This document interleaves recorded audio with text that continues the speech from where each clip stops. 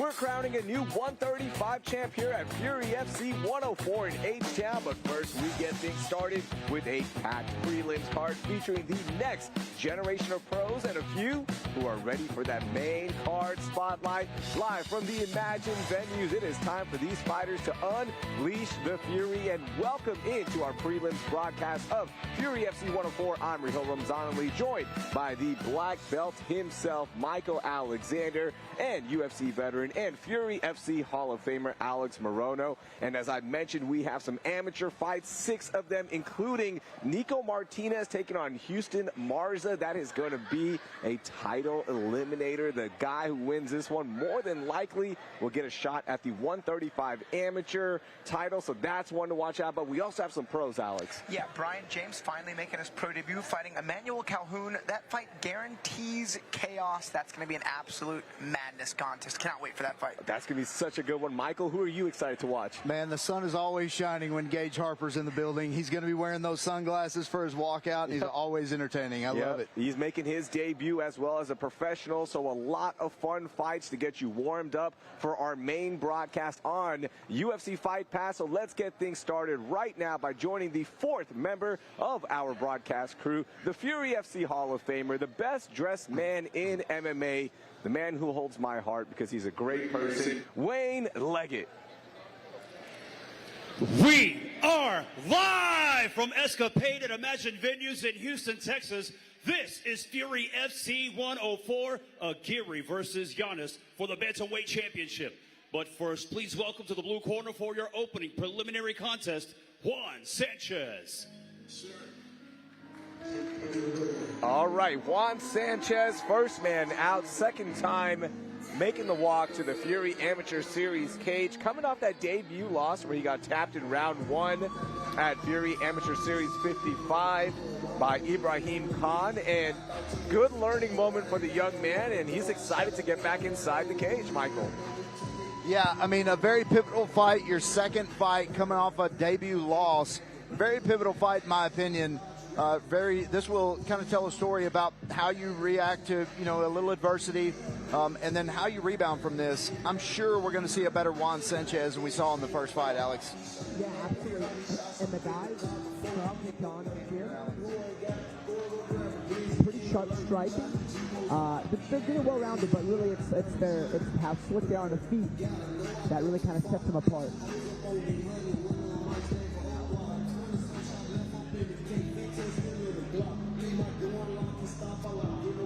Juan Sanchez training out of John's Gym, coming out of Austin, Texas.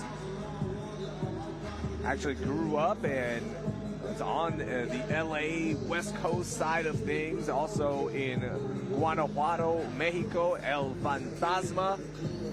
Juan Sanchez. Something to clean up. Came in at 128.2. We'll see our tail of the tape in a second. Juan is inside. Let's meet his opponent.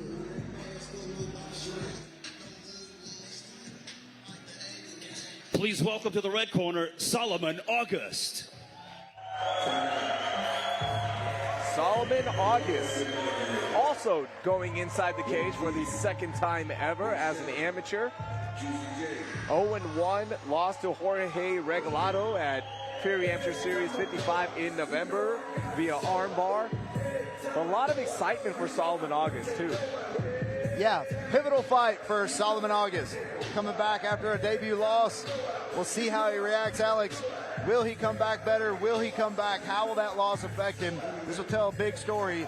Just like his opponent, it'll tell a big story about him. Yeah, and we didn't really have a lot of info on these guys. They're both, 0-1, but this man is out of elite, and they're really known for their grappling, kind of credentials. So I would not be very surprised if August here has a game plan to get this fight to the ground. Maybe, put Sanchez back in those tough submission positions to find his first amateur win. Still young in his career, blue belt in jiu-jitsu, has done some taekwondo growing up. And we look at our tail of the tape, brought to you by the Fury Unleashed podcast, available wherever you get podcasts. Look at that reach advantage here for Juan Sanchez, 5 inches, height 2 inches. And again, he came in overweight at 128.2 for this flyweight bout. But that's what these amateur fights are for, trying to figure out the weights, trying to figure out your weight cuts. Let's see what happens inside the cage. Let's get our introductions. Ladies and gentlemen, your opening preliminary contest brought to you by the Fury Unleashed podcast, available on Apple, Spotify, and YouTube, is scheduled for 3 rounds in the Fury Amateur Series Flyweight Division. Introducing to you first, fighting out of the blue corner. This mixed martial artist stands 5 feet 6 inches tall, and he weighed in officially at 128.2 pounds. Fighting out of Austin, Texas, by way of Guanajuato, Mexico, today he seeks his first amateur win. This is Juan Sanchez. And introducing his opponent across the cage, fighting out of the red corner. This freestyle fighter stands 5 feet 4 inches tall, and he weighed in at 124.2 pounds. Fighting out of Baytown, Texas, today he too seeks his first amateur win. This is Solomon August. Your referee in charge of the action, John Herzog.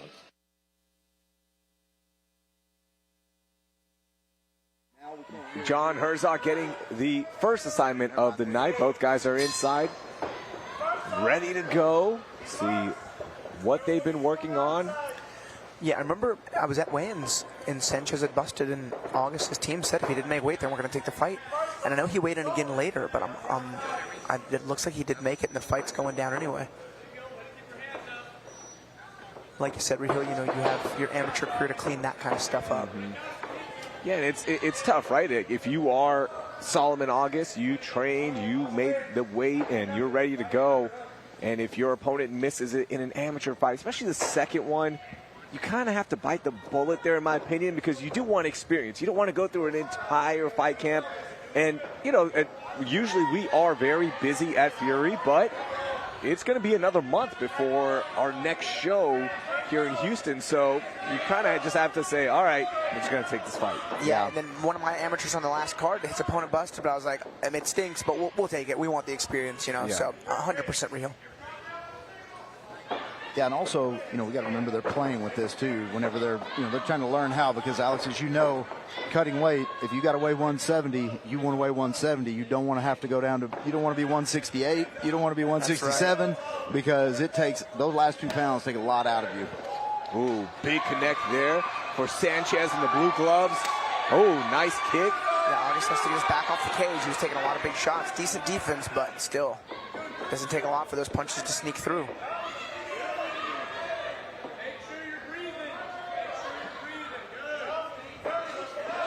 Oh, man.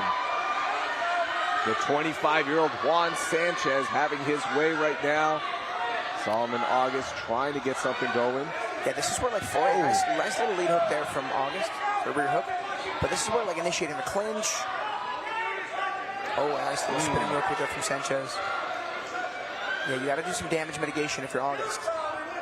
His coaches are asking him to take a shot, which I think is a great idea.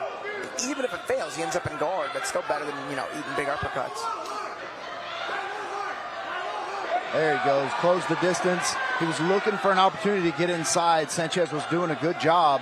That's a bad spot to be in right there. Hammer fist distance from Juan Sanchez.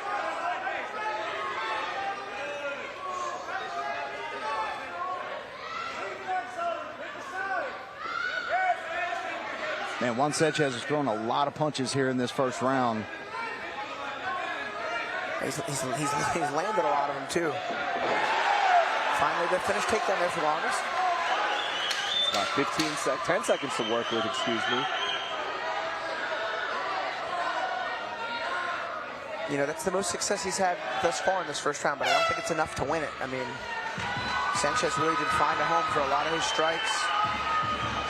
No, definitely not. Solomon August was basically just trying to hide his face in there and not take some of those punches. It's good that he got the takedown because, Juan Sanchez was landing a lot of punches there in the first round.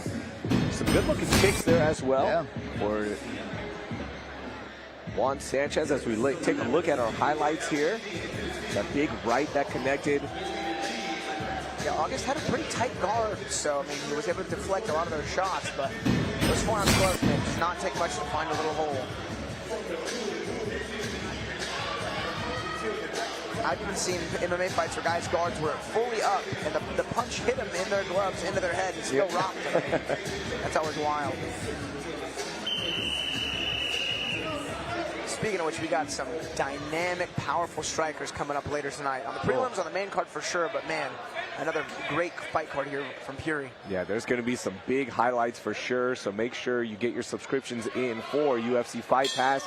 We will be live at 4:30 p.m. Central Standard Time for Fury FC 104, where Nick Aguirre takes on John Yanis for the 135 title.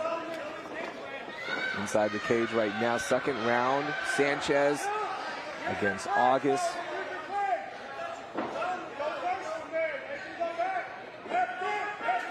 Yeah, you can tell Sanchez wants to finish this in devastating fashion. He wants it to be a highlight reel. Oh. Yeah, and his pressure forward, keeping his opponents back on the cage, is giving him such a great opportunity to land a big strike. Salma has nowhere to go. He can't move backwards and dodge these strikes with his back on that cage. It's really good cage control here from Sanchez. Yeah, Solomon's going to have to get busy so that he can set up that takedown. He wants this fight to go to the ground. Oh. He's got to be careful. You can't just cover up.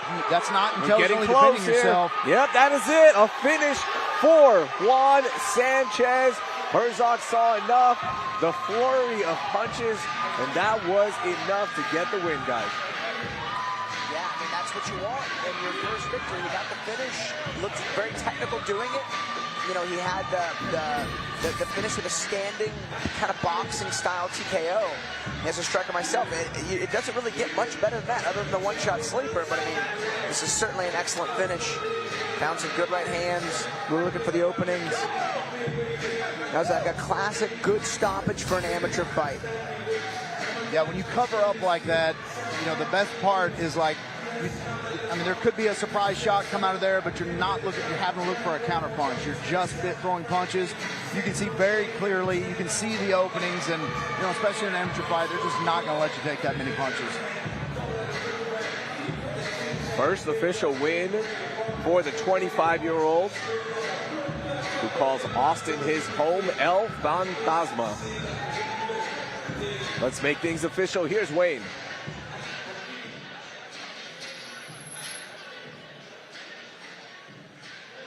Ladies and gentlemen, referee John Herzog calls for a stop to the fight. 1 minute, 1 second into round number 2. Declaring your winner by TKO, Juan Sanchez. El Fantasma means the ghost in Spanish. Yep. Very cool. Man, impressive display. Second fight. Sanchez's striking looks really Super sharp. tight. The Nice. John's Gym's guys, they got slick striking. Yeah. All of their fighters do. Can't wait to see both of these young fighters back in the upcoming months. But we keep things moving and meet our next fighter. Please welcome to the blue corner, Jonathan Arias-Cruz. Jonathan Arias-Cruz. 3-1 record. First time here at Fury Amateur Series.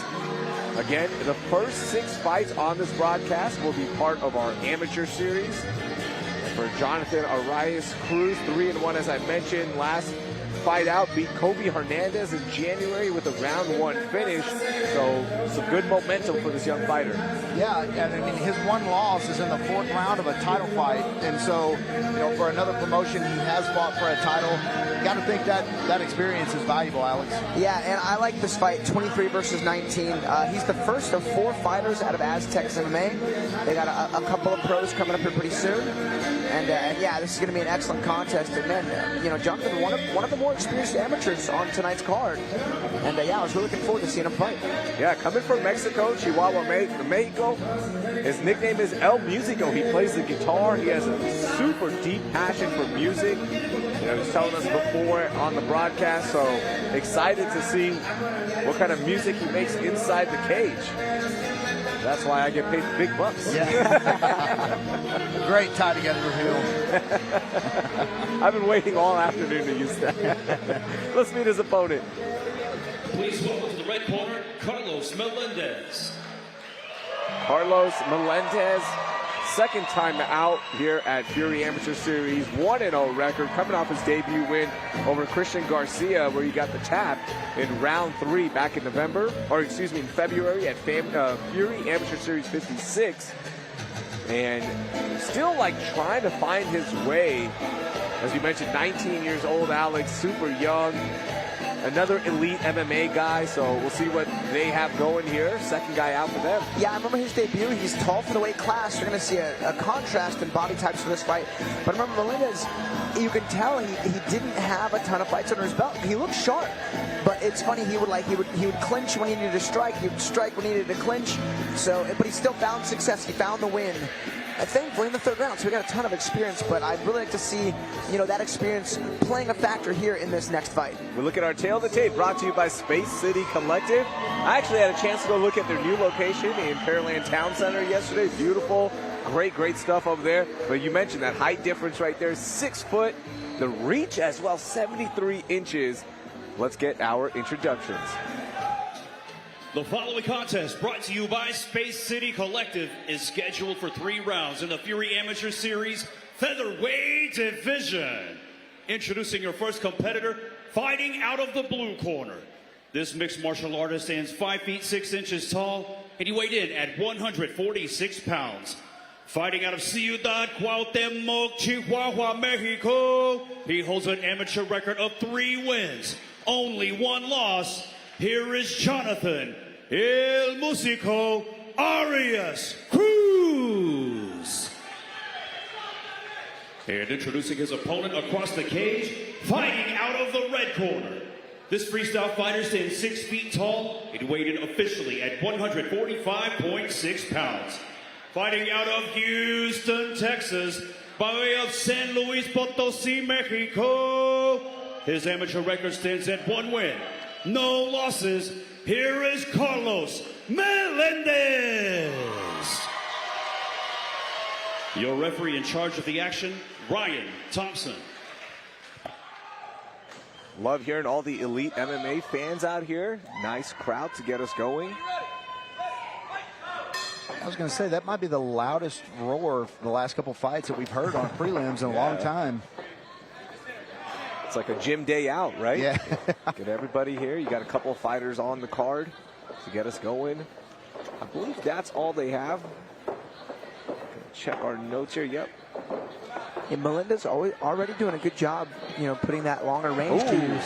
Good sit down on a combo from both guys. Oh man, these guys are banging. Good step and knee.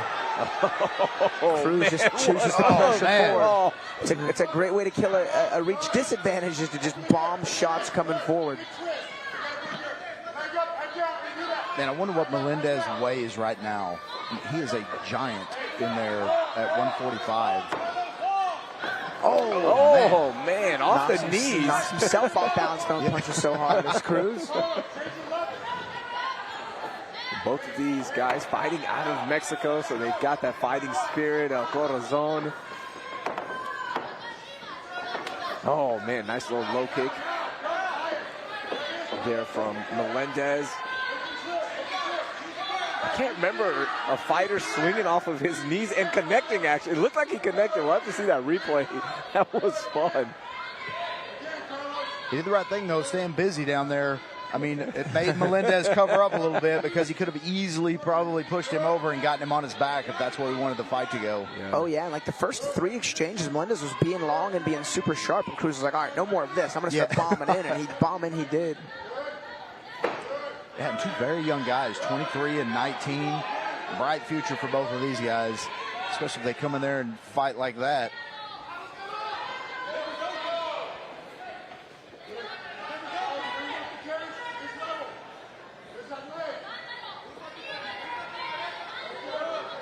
Cruz having a difficult time getting that underhook on that left arm. It's so long, and he's gotten under it now. Oh, good knee there. We reverse it. chains off into a potential single leg.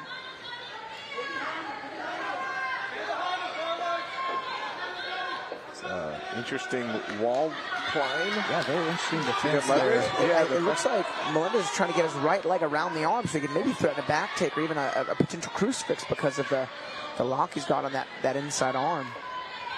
Yeah, he's kind of got an anaconda lock there. And this is actually a good place to be with this grip. He's got the hip. He's trapped the hip, so he can't really turn. Yeah, and the arm, I mean. It's about 10 seconds to do something with it. I don't know if that's going to be enough time. Head does slip out, so see if he can crank that elbow, or we go to the second round, which is what we're going to do. Really smart transition there, Alex, to transition to that arm, because if that would have came out, Cruz would have been able to do a little bit of damage right there before the bell ended. And, I mean, who knows? That could have won him. That's a very up-in-the-air round, but that could have won him the round. These guys are highlights. Really throwing down for about a minute of this fight. That was fun. That was awesome. There's a slip. Man, he was going down and coming up. That was awesome. And here's that very odd. I mean, it was effectively an anaconda, but from like a body lock position opposed to a front headlock. Yeah, you see, he had the hip trap, so which is good. I mean, you don't necessarily need the other hook if you've got that hip trap. Across the legs, around the bottom hip, very effective for control. But who knows? The arms are so long, he may have been giving him a little bit of space, so he felt him turning. But immediately switched to that Kimura grip. Very smart, very smart transition there.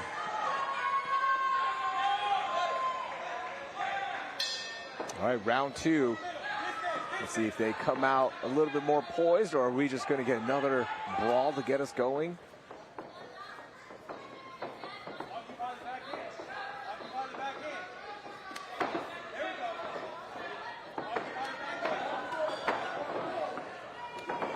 Oh, man. Yeah, here we go.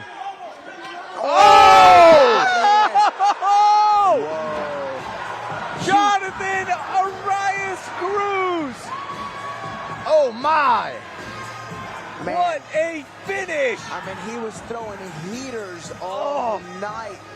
It just took the one of those big overhand rights to just connect on that chin. We heard it. I mean, we could hear that punch. Man, and wow. You had to think one of those was going to land. I mean, this was about as heavy as it can get. Your entire body on the point of the chin. And notice Melendez was throwing a right hook, but it had missed, so his body was torqued into the angle of the punch. Bang. We saw the same thing with Nico Echeverry and Daryl Dixon and the Devin Dixon in their last fight. I mean, and that was a hard punch. It doesn't even take a hard punch when you're rotated in position. But I mean, man, Jonathan Arias-Cruz with KO of the night on the second fight of the night. Man, so much power behind it. Yeah, this young fighter looks to be legit. Sorry, Michael. No. I was going to say there's 146 pounds behind that punch, and you saw every bit of it. We're going to see if Carlos can make it to the center. No, we're going to just go to Wayne and make things official. Ladies and gentlemen, the end comes 24 seconds into round number 2. Declaring your winner by knockout, Jonathan El Músico Arias-Cruz. Man. What a finish there. Shout out to Aztec MMA. Yeah. And Alamo. Not here today, but I'm sure he's watching and excited. Oh, for sure. And Raheel, you don't see like hard punches like that out of 145ers very often. I mean, you got guys that punch like that. Even in the lighter class, Eddie Fryer, who we're going to see later on the card, those kind of guys have those big hands. They've learned to put that body behind that punch. Man, what a knockout. That was crazy. All right, let's meet our next fighter. Please welcome Antonio Hernandez to the blue corner. Antonio Hernandez, 2-1 record, first time making the walk here at Fury Amateur Series. Has already fought twice this year, guys, so super active fighter. Looks to be in spectacular shape. 135. Came in at 135.6 yesterday, and he has rehydrated and fueled back up because this dude looks jacked. Yeah, now he's 225, it looks like. This guy is just packed full of muscle. Alex only played baseball his whole life, only started training in 2020. So COVID had an effect and brought us another fighter to this 135 division that packs a lot of power. Yeah, out of Revive MMA in Vidor, Texas. 27 years old. He's actually our oldest amateur tonight. 27, a tremendous age, young in MMA. But yeah, I mean, this guy's a real athlete. I saw him in the weigh-ins. I was like, man, this guy's ripped. And yeah, it'll be cool to see him in the cage. Not only is he 27, there's different levels of 27. He has 3 kids. Yeah, he's a man. Brother, you're 40. Yeah. I know how you're feeling. Yeah, if you don't know at home, Raheel is 19 years old. Yeah. But he just looks like this because he has two girls now, right? Yep, 2 girls. 2 girls. Wow. Non-stop. Just wait. As you mentioned, Eddie Friday and Jacob Silva. Yeah. A lot of kids there as well. Yeah, how many kids between those 2 guys? We got 6 from Eddie. Yeah. 12, Yeah. All right, let's meet his opponent. Please welcome to the red corner, Santiago Garcia. Santiago Garcia. Training here in H-Town, originally from Mexico. 1-0, first time here at Fury Amateur Series. Got his debut amateur win back in October. Got a tap over Damian Turner in round 3. And that's impressive, right? Like, got a debut win. Here's when things get really impressive, guys. This young man in the last 3 days has made weight, has shown up for a fight, and has graduated high school. Yeah, only 17 years old, with a great team heritage. The guys with jiu-jitsu. You see Eve Edwards and Sean Tillman in his corner. And for someone to be ready to fight at 17, you know he's got a tremendous skill set. Very excited for this fight. We look at our tail of the tape, brought to you by Sheath Underwear for this bantamweight division showdown. The height advantage, reach advantage going to the 17-year-old Santiago Garcia. And going back to that fight, well, actually, let's get our introductions first. I'm going to tell you a little story about his debut fight. So here's Wayne. The following contest, brought to you by SheathUnderwear.com, is scheduled for 3 rounds in the Fury Amateur Series Bantamweight Division. Introducing to you first, fighting out of the blue corner. This mixed martial artist stands 5 feet 6 inches tall, and he weighed in at 135.6 pounds. Fighting out of Vidor, Texas, his amateur record stands at 2 wins, 2 losses. Here is Antonio Hernandez. And introducing his opponent across the cage, fighting out of the red corner. This freestyle fighter stands 5 feet 9 inches tall, and he weighed in at 135.8 pounds. Fighting out of Houston, Texas, his amateur record stands at 1 win, no losses. Here is Santiago Garcia. Your referee in charge, John Herzog. All right, John Herzog inside. Both fighters are ready to go. Blue gloves for Antonio Hernandez, Santiago Garcia, red gloves. Antonio Hernandez tried to touch gloves. Santiago said no. Or Santiago tried to touch gloves. Antonio said no. Yeah, he was super focused. I mean, didn't lose eye contact the entire walkout. Oh, front kick. Countered there with a big punch to the body from Hernandez. Guys, going back to Santiago Garcia's first fight, his debut fight, he got the win, but he broke his hand early in the first round, persevered through that, and then got that finish in round 3, which is impressive. Yeah, Alex, if I'm correct, weren't you 17 when you fought your first MMA fight? Yeah, sure. Do you remember how old your opponent was? I think he was in his later 20s. Yeah. So, I mean, I've fought nothing but older opponents until I hit like the age of 30, and then it started to even out a little bit. Yeah. So I was like, you know, am I not a strong man? But turns out I was just younger than these guys. Yeah. Eventually, it evened out. Nice triangle attempt here from Garcia. He's got to try to figure four his legs and control the posture. I'd say Hernandez is in like a DEFCON 2 right now. He needs to address it. He can't let that figure four happen. But already starting to wedge that right hand to the inside. Very aware of that attempt there from Hernandez. Yeah, and you got to think of that long frame when someone's in your guard.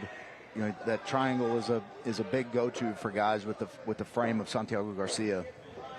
Long legs, long reach. Yeah, we're going to high guard him. He's going to set the triangle up again. Yeah. And there it is. He's got to try to figure four, though. I mean, that's what really keeps them trapped. Triangles are really easy to escape in this position we call diamond guard. They go off for the arm bar. Then this is posturing. He's hitting a belly down escape. In my opinion, the best triangle escape, and he gets full side control now. Let's see what Garcia can do, or excuse me, Hernandez can do. Inside. Fans at home, don't forget this is an amateur fight. No elbows allowed. At least no elbows to the head allowed. Big difference. These guys in the pros is these top side control positions really do some damage from short elbows. The amateurs got to prioritize punches and positioning. We're in our prelims broadcast, and this place has already filled up. Imagine venues. Great crowd here.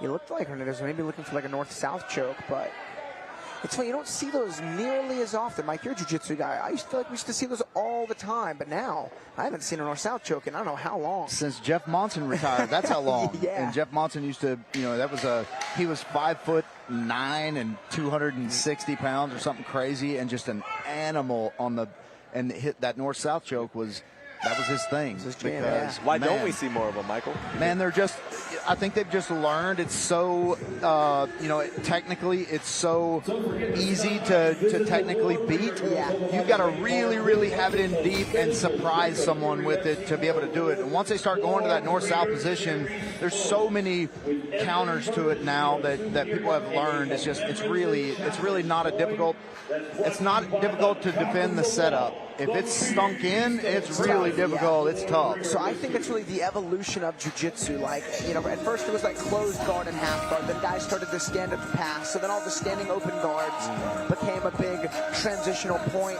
And I just think recovering guard now, especially from a position like north-south, is so much easier than it once was. It kind of nullified those chokes.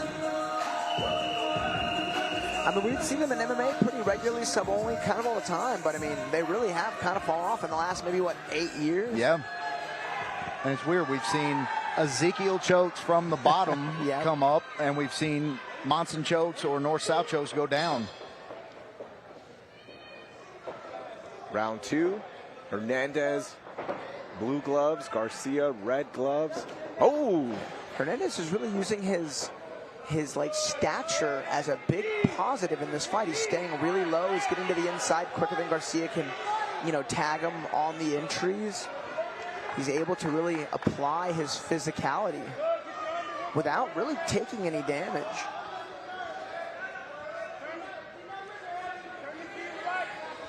You got to wonder if there's a man versus child mentality here that, you know, one way or the other. Sometimes it can affect you negatively and sometimes positively.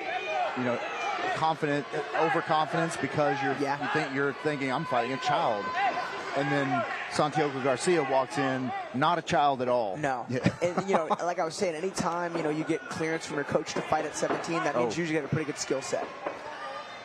Yeah, you're 17-year-old beating some people in the gym. He's super irresponsible, obviously. Like a young blood fight unprepared, and you know he's with a real strong team as Garcia.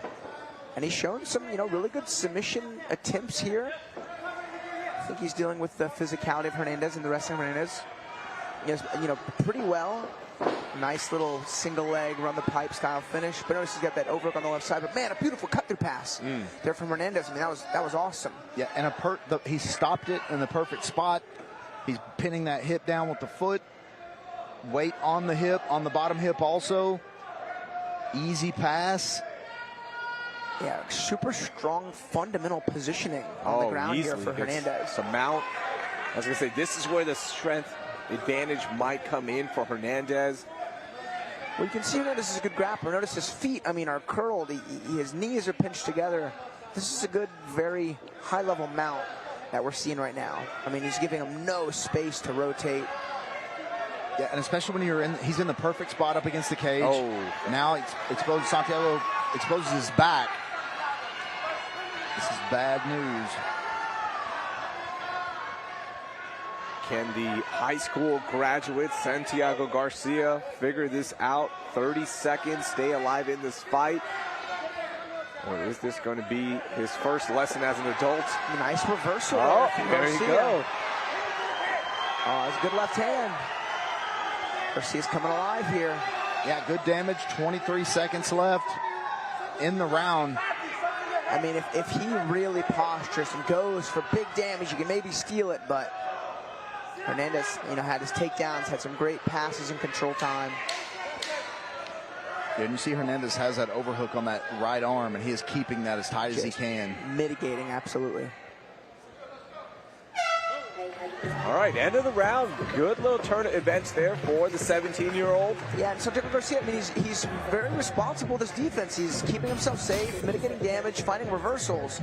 But it's all kind of like on step 2, whereas Hernandez has been the one kind of initiating most all of these exchanges. He's just getting more control from the board. That pass really was a beautiful pass. Anticipates the rotation from mount, takes the back. Notice the angle wasn't perfect, hence the reversal there from Garcia. But I mean, this is great jiu-jitsu right here. It's especially good jiu-jitsu for MMA.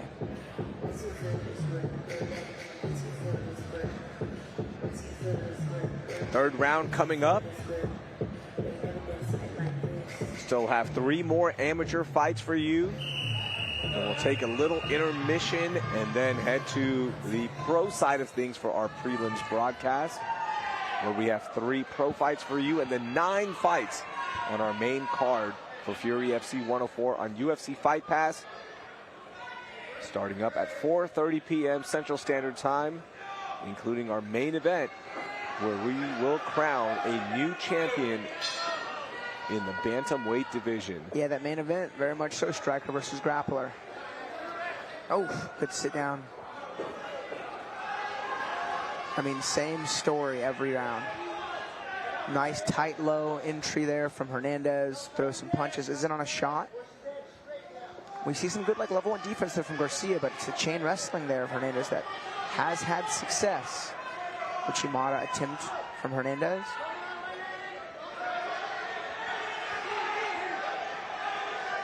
I was curious to see if Hernandez will try to keep this on the feet, because it looked like his striking has a little bit more oomph to it. So I think it's because he's using those punches to set up shots. Because he's gotten in pretty deep every time. Nice right side underhook there from Garcia. Ducks under, finds the back. Yeah, beautiful duck under from Garcia there. And on a broomstick. Man, and with Garcia being the taller fighter, Alex, this puts him in a good position. But Hernandez doing the right thing, keeping that right hip up against the cage, not opening a door for him to get that other hook in, because the bottom one is the one you need. Nice, man. Garcia did a good job kind of reloading that back tape. Got his hips much higher. That choking arm. Trying to find it to go into the chin. He's got to get that left side hook in if he can. Does Garcia. I mean, this is the absolute opportunity he needs. Oh, and there it is. No way. Man. It's under. Yeah, and you don't need that other arm to finish this. It helps. He's got to rip that left hand out and try to get a connection. But he's trying to finish it one arm. Thumbs up for Hernandez. Oh, wow, there it is. There it is. This is going to be it. He's fighting the hands. It's Hernandez. 1 minute. This is bad news for Hernandez. Still fighting. Oh, man, that is way under the gets. chin. Man, Hernandez just keeps going. Man, I can't tell if it's still under or not. It is. Santiago needs to put that behind the head. It's not under. He got it. Broke it down. Man. Wow. Good defense there for Hernandez. Garcia could try to go double underhooks and flatten him out and then reload that choke. May go for the armbar. I mean, he's got to get a finish. Oh, he's lost the angle. He got reversed. Wow. Hernandez Just through the deepest of waters there. I mean, that choking arm was under that chin for almost a minute. Another triangle. Oh, he's got to grab his shin and figure four his legs. This won't work ever if you don't figure four those legs. The right hand of Hernandez can stay wedged. That's what he needs. Grab the shin. Control. Grab the shin. I mean, you can see there's about 6 inches of space he needs to secure. There it is. Yeah, Hernandez. Yeah, he's grabbing the head. He needs to grab his own shin. Put the forearm right beside the ear of your opponent. Reach up and grab your shin. Wow, man. And on maybe a gilly. Not enough time, though. Wow, what a great rally there from Santiago Garcia. Oh, wow. Man, yeah, I think he knows that when it slipped away from him, but man, what a great finish from both guys. What a fight. That was a fun third round, but we'll see if it's going to be enough. Looked like the first 2 rounds were probably leaning a little bit more towards Antonio Hernandez, but that's unofficially. We'll see how the judges score this one.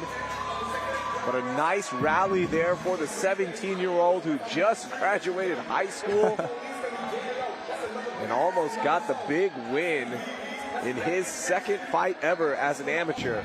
Oh, yeah, right there. He just grabbed the shin.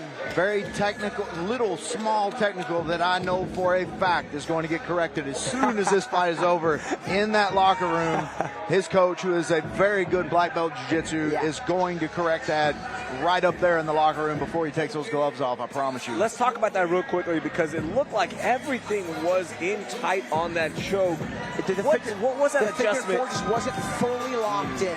You need like the very bottom of your shin to be right under your kneecap. Yeah. And it was just a couple of inches off. And he had the ability to grab his shin and pull through, but instead he went for like a collar tie on the head to break the posture down. I mean, tremendous effort there in the third round from Garcia. And Hernandez looking sharp. Honestly, in all 3 rounds, but especially offensively in rounds 1 and 2. Yeah, when you grab that shin, Alex, it creates the perfect angle instead of trying to grab the head down because it keeps you square with your opponent. And so on a triangle choke, the way you can do it, posture up, stay square to your opponent, it's really difficult to finish. It's the little things that matter, especially against high-level fighters. Let's see how the judges scored it. Here's Wayne. Ladies and gentlemen, after 3 rounds of combat, we go to the judges' scorecards for your decision. Brought to you by the Big Beast of Bourbon, Warbringer Whiskey. Judge Anthony Moss scores the fight 29-28 Hernandez. Judge Michelle Morales scores the fight 29-28 Garcia. And Judge Ramsey Ishak scores the fight 29-28, declaring your winner by split decision, Antonio Hernandez. Good win there for Antonio Hernandez. Moves that record to 3-1. Yeah, I feel like he won rounds 1 and 2 pretty handily. You know, I'm glad they got that decision right. Awesome fight from both those guys. Can't wait to see Santiago back inside the cage as well. Maybe next time he'll be, hey, you don't have to cut weight during your high school graduation, so it'll be a little bit easier. Well, who knows? But man, fun fight. Shout out to both of these guys. We keep things moving and head to our 4th fight in our amateur series. Please welcome to the blue corner, Caleb Dennison. Caleb Dennison making his debut, has competed in some jiu-jitsu tournaments, which is usually the case if you're at a gym that values like that ladder up. Train it, you know, get some jiu-jitsu tournaments, go to a smoker, then make your debut. So seems to be on the right path. Yeah, absolutely. Comes out of Monsters Den. They've put out a ton of fighters. Joseph Aguilar, Kid Lightning, Dylan Aguilar, Zeke Cades. I mean, they've been a pretty strong staple here in Fury, especially in the amateur ranks, as a few of the guys have gone pro, so hopefully they'll make a wave there as well. Ninja Blanco. That's the nickname for the 31-year-old. I'll handle this one, guys. Yeah. That means the white ninja. Yeah. My Spanish is pretty good. You know, Mike has been referenced as El Ninja Blanco in the past. Yeah, not really. Caleb Dennison He loves everything about mixed martial arts. It's helped him become a better person, and we always hear that. It's not just a hobby for him, so it's good to see him taking that next step, becoming a well-rounded, full-rounded mixed martial artist, and he just loves having fun doing it. Let's meet his opponent. Please welcome to the red corner, Jundy. Jundy, third time inside the Fury Amateur Series cage, 1-1 record. Lost to Jordan Garcia at Fury Amateur Series 53 last year in June. He got dumped big time in that one. I don't know if you remember that one, Alex, but he got dumped hard. I think the shock of the slam kind of gave up his back and got tapped really fast, which happened. And Garcia, if I'm not mistaken, I think he became champion shortly after that. I believe so. So, I mean, that's for what it's worth, it's a loss that's aged really well, as he literally lost to the best guy in the division, no knock there. And anytime guys, come back and fight again, they have that high-level experience, and that's, one of the most valuable things you can bring into the cage is, cage fight experience with high-level guys. We look at our tail of the tape, brought to you by Warbringer Whiskey, Southwest Bourbon, the cock of the walk, as Wayne loves to say. You look at the reach advantage, 70 against 67. Height advantage, 4 inches for Jundy, the 23-year-old, making his way. And this is a lightweight bout, by the way. That said featherweight on our tail of the tape. That was a typo. These guys did not miss that much on their scales. This is a lightweight bout. Both fighters are inside. Let's get our introductions. The following contest, brought to you by the Cock of the Walk, Warbringer Whiskey, is scheduled for 3 rounds in the Fury Amateur Series Lightweight Division. Introducing to you first, fighting out of the blue corner. This freestyle fighter stands 5 feet 6 inches tall, and he weighed in officially at 153.8 pounds. Fighting out of Victoria, Texas, today he makes his amateur debut. This is Caleb Dennison. And introducing his opponent across the cage, fighting out of the red corner. This mixed martial artist stands 5 feet 10 inches tall, and he weighed in at 154.4 pounds. Fighting out of Houston, Texas, his amateur record stands at 1 win, 1 loss. This is Jundy. Your referee in charge, Ryan Thompson.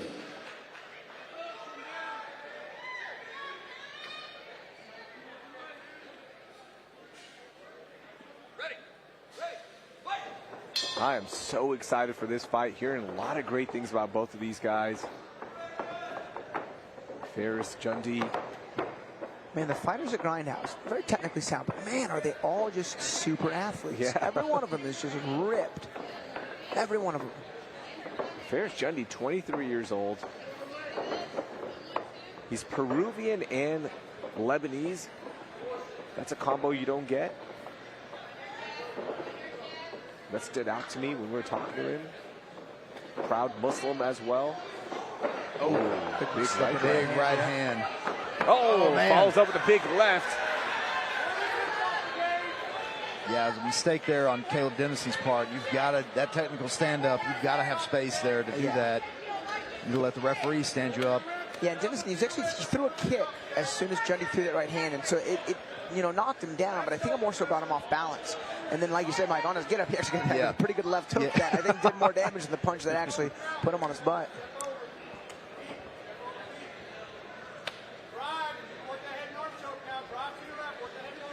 Caleb not looking like he's too worried about this position. Yeah, he's in kind of like a forced open half guard. Gonna have to get going here. My guess is Jundy's going to try to flatten him and then disconnect his legs and hit a full pass. I mean, he's looking for a head and arm choke. He's got a fair amount of distance to cover with his lower body. Certainly not impossible. His coaches were calling for it to start working that. I wonder if that's something they worked on in fight camp. And I mean, Dennison could throw his left elbow to the cage and totally undo the threat of this choke. Yeah, especially if he tightens his legs just a little bit. You can kind of tighten it, push him to the floor. around the waist, even with this, even with 1 foot in. I think he's looking for a wrist ride as Jundy. You can see him trying to grab that bottom elbow with his right arm. Yeah, if Jundy will lose his, there you go, left elbow or left hand to push that leg down. Yeah, he's going to start to flatten the hips out. But naturally, you can kind of hang on him, flatten the shoulders out. Once you get the hips and shoulders flat, it makes this position way, way harder to escape. Yeah, Caleb doing a good job of holding that wrist. He let it go there. So, okay. Uh-oh. Yeah, both guys have to be careful here. Both guys are in a semi-vulnerable position. Even though it doesn't look like it, looks like Caleb's getting the worst of it right now. But Ferris Jundy's actually on the wrong side. Now this is a little more trouble. So, yeah, that's just, I mean, and then this head and arm choke that's been there for about a minute and a half. 10 seconds. Is this going to be enough for Jundy to pull out the win? Not enough, so punches to take back to the corner. That's how you finish a round. I mean, granted, he didn't steal anything, but that's how you finish with some ground and pound. It doesn't matter if you lose position, the round's over. I think we can all learn a little lesson there from Jundy on if there's only a few seconds left and you're in a position to strike, just go for it, because that was awesome. Yeah, he heard that clapper and he let go and was like, started raining punches there for 10 seconds. I mean, it was very close to being stopped. Another 5 seconds, that fight would have been over. Yeah. Fellas, go pick yourself up a Warbreaker cherry smoke and take a selfie with the Warbreaker girls over by the main bar. With every purchase, you get a souvenir. Yeah, impressive round from Ferris Jundy. Yeah, got the knockdown, got the submission attempt, got the pass, and then got that brutal ground and pound. I'll tell you though, Dennison, he handled everything pretty well. I feel like he maybe could have addressed the arm and the head and arm choke a bit sooner, but he obviously didn't feel like he was very threatened by it.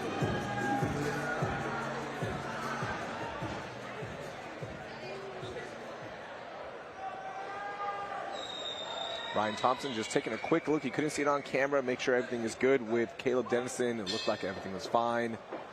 Love touch. Caleb Dennison, blue gloves. Jundy with the red. Round 2.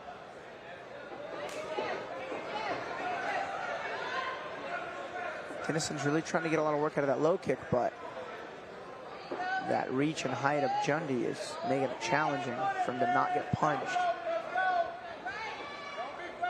Yeah, instead of leaning into those kicks, he's kind of, making them off of his heel.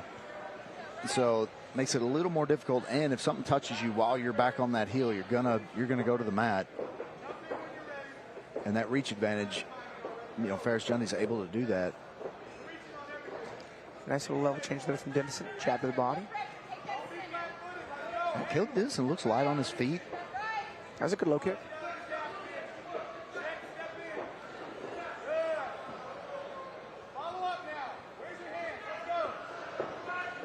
Oh, man, that one hurt him. Big punches. Is this going to be enough? Jundy gets the win. Yeah, that's a big overhand right. Put him down, and then I'll tell you, Jundy, man, he could make a YouTube tutorial on how to ground and pound. That was some power there for the 23-year-old. Ferris Jundy moves his record to 2-1. And let's take a look at the finish, guys. That right clips him, and that one hurt him immediately. Ear, yeah, and again, back on that. He was on that back foot. He threw the kick out there. Not a lot of authority behind that foot. You'll see him. He's kind of on that back foot. Man, right on the ear. Yeah, and then right on the ear, man. There's just not much you can do to keep your legs under you from that. Yeah, it's funny. As good as Dennison's kicks were, they got him in some trouble with the counter punch. And it wasn't even really counter punching.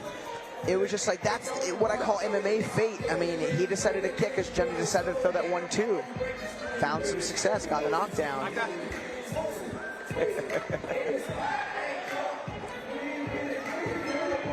What's up, fellas? We got Richard Burtmaster, head of talent, VP of relations, everything. First, let's make things official. Here's Wayne.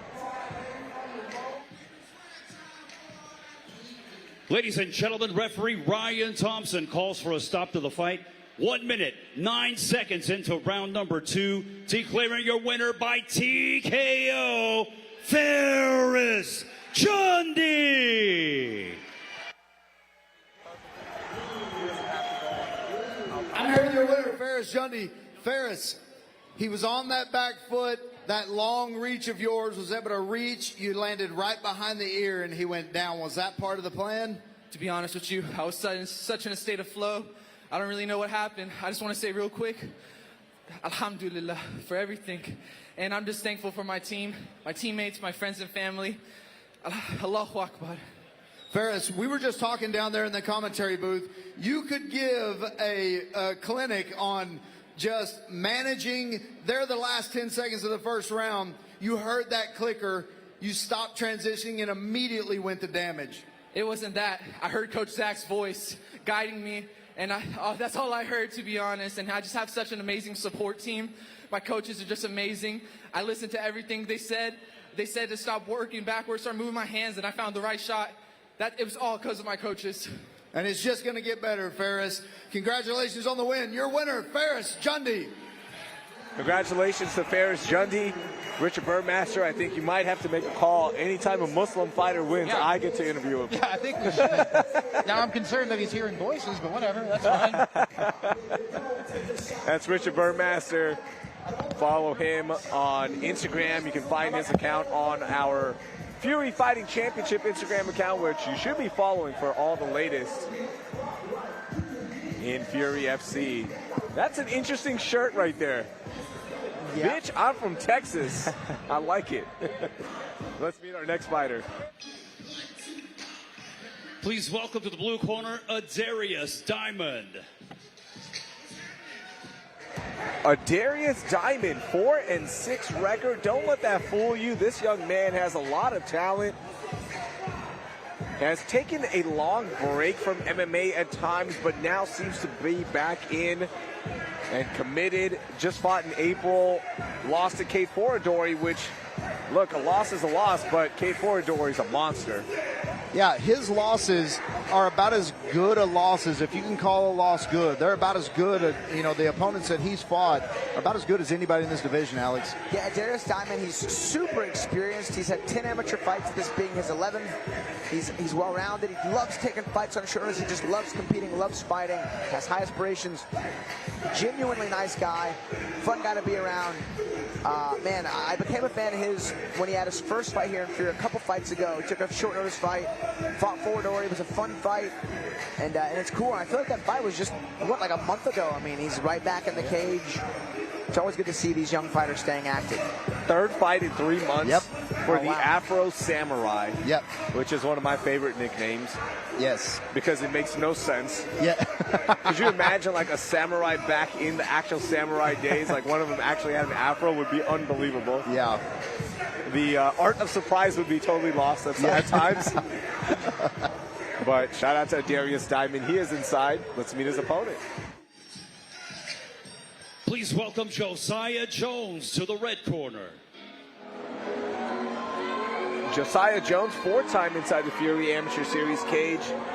On a 1-fight losing streak right now. Has gotten a win, got a finish. Last time out, he fought in November, got finished by KJ Thomas at Fury Amateur Series 55. And, going back and watching that one, guys, he just got caught in a brawl, and it seemed like he wasn't ready for that just yet. And we'll see what adjustments were made. Yeah, I mean, and he may be in another one today. And so, good athlete, very good technical skill. So, you're right, Raheel. This is the fight game. We get caught, we get punched, we get, first time I lost, I was in an armbar. I had no idea how to get out of it. And so there's just things that happen during your amateur career that are supposed to happen to develop you as a pro, and that's what these guys are the epitome of. We look at our tail of the tape brought to you by the Danuna Law Firm. DWI and criminal defense, Danuna Law Firm has you covered. Even on the reach, 1-inch height advantage for Darius Diamond. This is about as even as a fight in terms of the sizes that we've had so far. And we'll see how this one plays out. Both fighters are inside the cage. Let's get our introductions. The following contest, brought to you by DeNunaLawFirm.com, is scheduled for 3 rounds in the Fury Amateur Series Lightweight Division. Introducing your first competitor, fighting out of the blue corner. This mixed martial artist stands 5 feet 11 inches tall, and he weighed in at 156 pounds. Fighting out of College Station, Texas, today he looks for his 5th amateur win. Here is the Afro Samurai, Arias Diamond. And introducing his opponent, fighting out of the red corner. This freestyle fighter stands 5 feet 10 inches tall, and he weighed in officially at 155.6 pounds. Fighting out of Houston, Texas, today he looks for his 2nd win as an amateur. This is Josiah Jones. Your referee in charge of the action, John Herzog. All right, Herzog inside. Fight number 5 on our amateur side of things here. One more to come. Still have 3 pro fights coming up as well, but inside right now, Diamond, that big right and a follow-up left in the blue gloves. Yeah, I know Diamond prefers to keep this one standing up. Jones uses his wrestling really well, uses his physicality. Gilly attempt, not impossible to finish from this position, but very unlikely. Diamond's going to need to get that right leg around the body if he wants to have a genuine threat here with the guillotine. Because he's committing to it. He's got his hands together.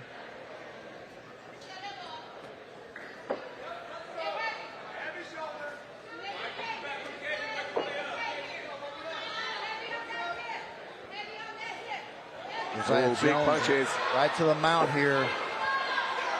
Darius Diamond in some trouble. Uh-oh, big choke attempt here. This is going to be enough. That is a tap. Wow, what a turn of events, Michael. You called it. That was quick and slick and a big win for Josiah Jones. Man, yeah, that was a super strong transition. Kind of collided after striking exchange, hits a takedown. Goes from the half guard to side control to the back. That was a wrap. Diamond landed some good shots. Goes to a single leg. It's full back exposure.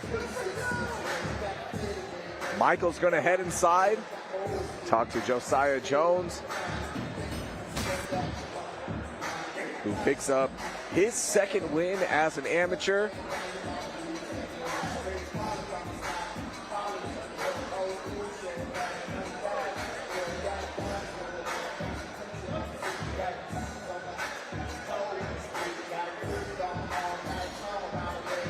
Man, we've gotten some good finishes, good moments so far. And I can tell you the way this card is set up. This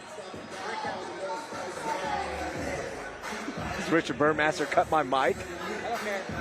We're going to take a break right now or after this next fight. It still wasn't clear. After this one. All right, so here's Wayne to make things official. Ladies and gentlemen, the end comes 1 minute, 2 seconds into the very first round. Declaring your winner by tap out due to a rear naked choke, Josiah Jones. I'm here with your winner, Josiah Jones. Josiah, took 1 exchange. You closed the distance, and with your wrestling, able to get the back. Yeah, he caught me with a good shot. I ended up on a good single. Just finished the job from there. I want to say all glory to God always. My Lord and Savior, Jesus Christ, is the reason I'm able to make it here. And all glory to him. Man, a Darius Diamond, a 10-fight veteran. You come in here 1 minute in. What's next for you? When do you want to fight again? You're not even sweating. I can tell you, he's not even sweating up here. What's next? Just to get better as a martial artist every day. Not rushing into anything. I want to give a shout out to my mother and father-in-law. They put in a lot of work and support so that I could make it in here. I want to shout out them. I also want to shout out my wife She battled with a hard battle, a 9-month battle in the hospital fighting for her life. She was able to be here today, and I'm so grateful for that. Nothing means more than that to me right now. But yeah, shout out to them. Shout out to all my supporters. Well, congratulations on the win. We can't wait to see you again. Your winner, Josiah Jones.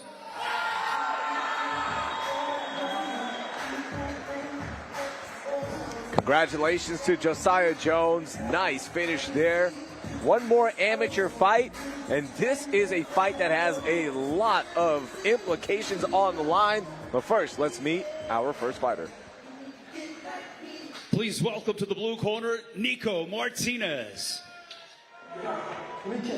Nico Martinez, second time inside the Fury Amateur Series cage, fighting out of San Antonio, Texas, training with Pete Spratt and all those great guys over there. We'll see Liv Beerley in your shot here in just a second. Last fight out, got the win over Juan Gutierrez at FC 100 via split decision. Had some good moments, had some opportunities to get the tap, just couldn't seal the deal.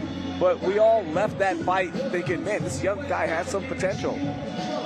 Yeah, girl dad, a Brazilian Jiu-Jitsu black belt, and just getting into MMA, switching to MMA just a few years ago.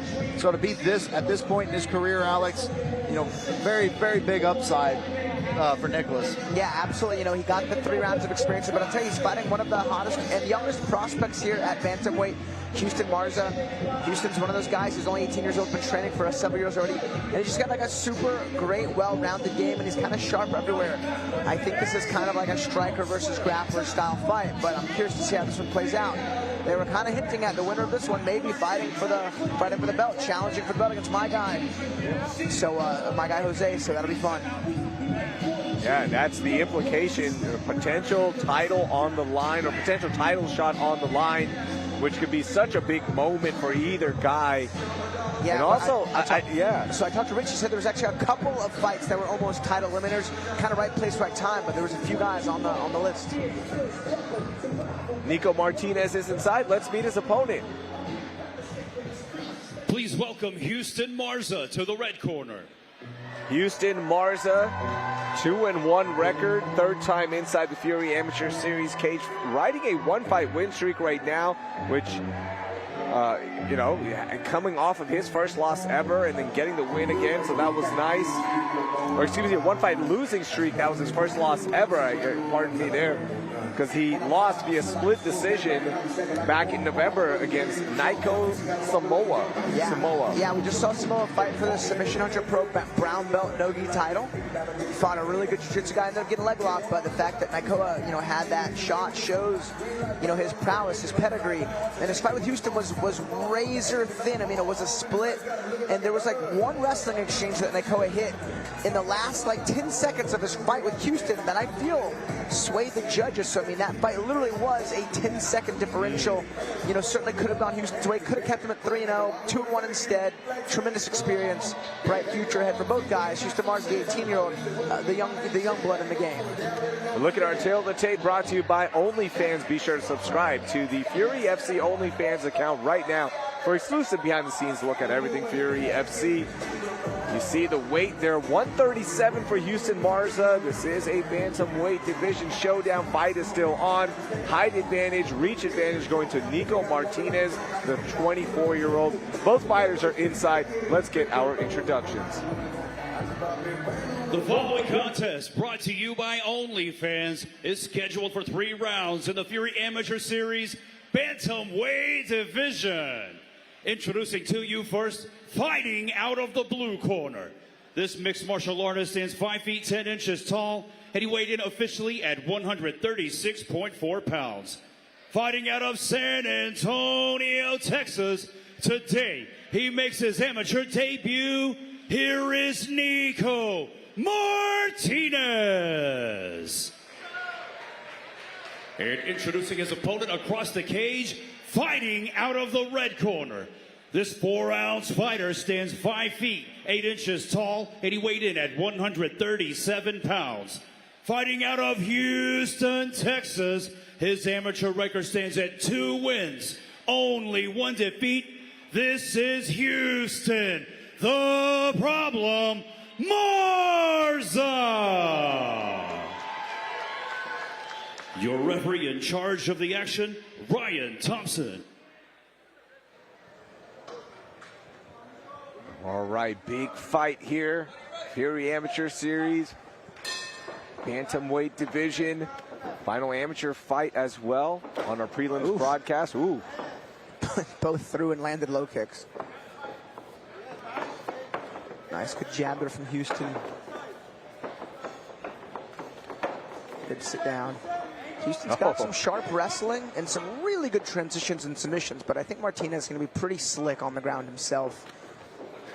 I was curious where this fight was going to take place. See Nico throwing some good punches, something he's worked on and knows that it has to be sharp as he progresses in his MMA career. And he's landed a couple nice punches here in the first minute of the first round. Very well. Nice three-piece there from Marza. The fact that, Martinez hasn't shot in yet is a good sign. He's worked on his striking. He's comfortable with his hands. He's getting caught a little tall as Martinez. Oh, he rocks man. him. Good counter there by the black belt, Martinez. Yeah, he caught Marza getting a little too aggressive. I think that's where being 18 is beneficial. Houston kind of ate that big shot and walked through it. Another big left hand from Martinez. Michael, that was inches away from ending that fight. Yeah, absolutely. That was dangerous. Yeah, Martinez stayed very poised. As a black belt, that's what you would expect, not to jump in there and just start, going to town. You can definitely lose that way. You can definitely, walk into something. Stayed nice and cool. Set up his punches again. Ooh, oh, man. Here we go. These guys are just trading in the pocket. Wow. Houston's starting the exchanges with the better shots, but he's getting clipped as he adds 1 or 2 onto those combos. Jab from Martinez. Yeah. Under 1 minute in round 1. Fellas, I don't think this fight is leaving the first round. This just feels like one of those fights where something is about to connect. Both guys leaving it all inside the cage. Blood coming down the nose of Houston Marza. Uh-oh. Good entry on a double leg there from Marza. Uses it to transition off to a trip. Martinez stays upright though. Yeah, up to now, you couldn't have convinced anybody in this audience as these are 2 grapplers.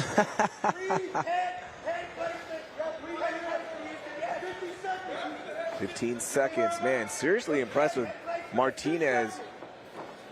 Really showcasing that he's been working on that stand-up.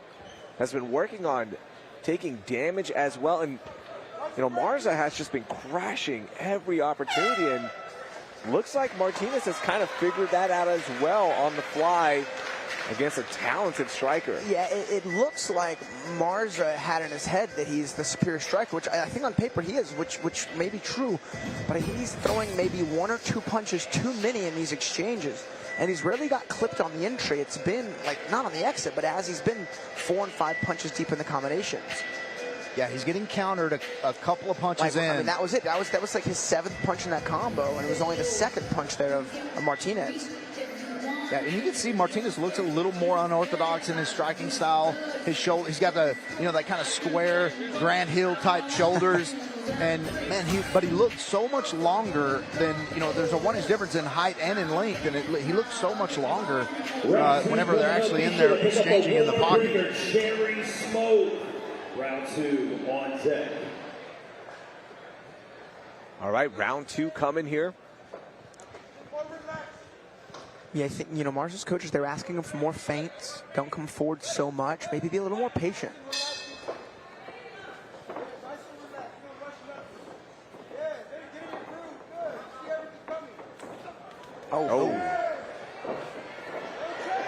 Oh, man. Big connect on that kick. Sprawls beautifully, too.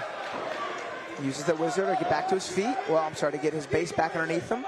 Very interesting exchange here. I mean, oh wow. He'll let that leg go. He takes more elbows. He'll let that go. Such a strange tie-up. So a left-hand post wrapped around legs. It looked like a TikTok challenge or something. Yeah. I thought we were going to see a standing twister there for a second. You know, Houston actually, he kept that whizzer. Didn't seem to mind that connected hook and ended up in the better position once that tie-up untangled.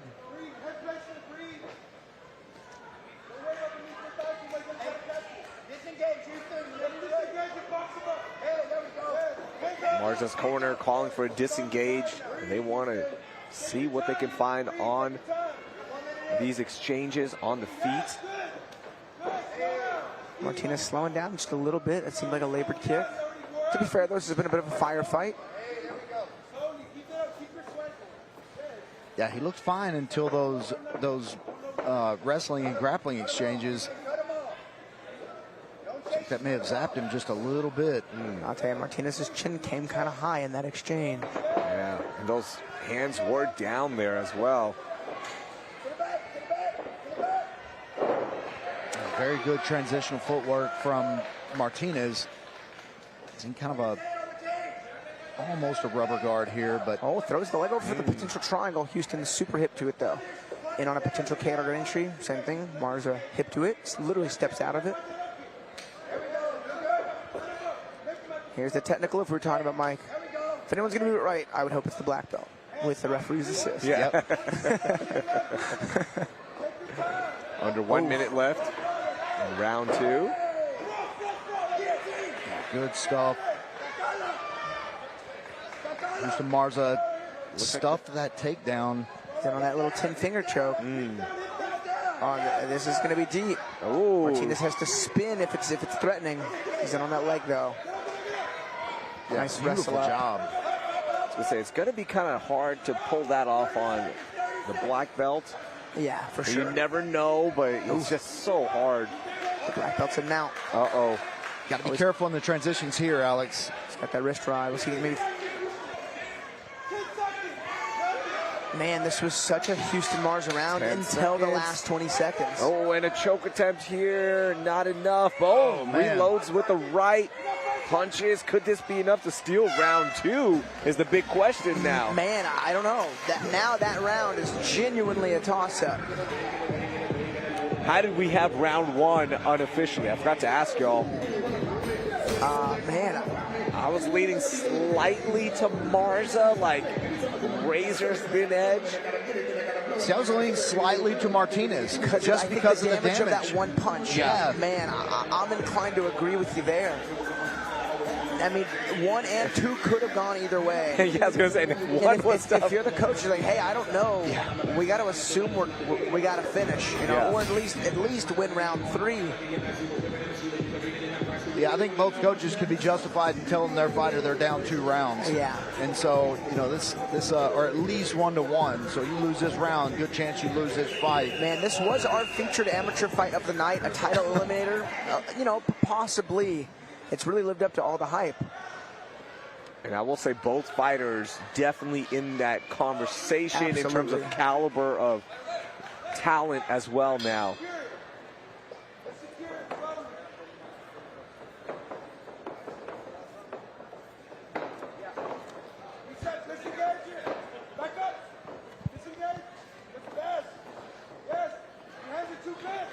Oh, the jab stunned him as he changed levels. A true momentum killer.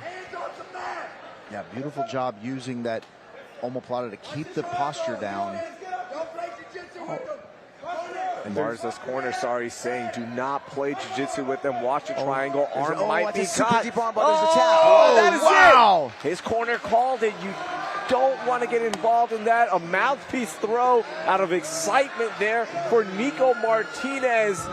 And he couldn't get the tap in his last fight out, but got it now. He had that grip under his leg, pulled into rubber guard, threatened to plata, but caught the inside arm on the arm bar. Yes. I think they call this a kneel knot. Yeah, beautiful. Into a rubber guard, into an omoplata, into a far side arm bar. Wow. Oh my goodness. And it was over. That was tight. That was some slick jiu-jitsu. I mean, that was some slick jiu-jitsu there from Nico Martinez. Crazy.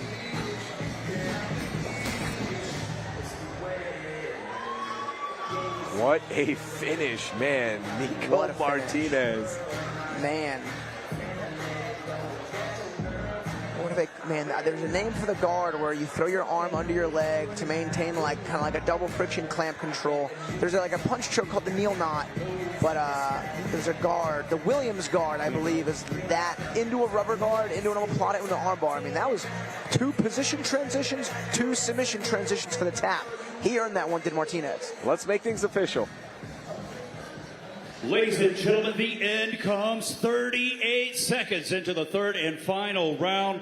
Declaring your winner by tap out due to an armbar, Nico Martinez.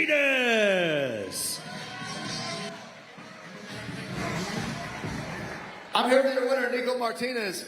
Nico, that might have been the most black belt submission I've seen in a long time in this MMA cage. Yes, sir.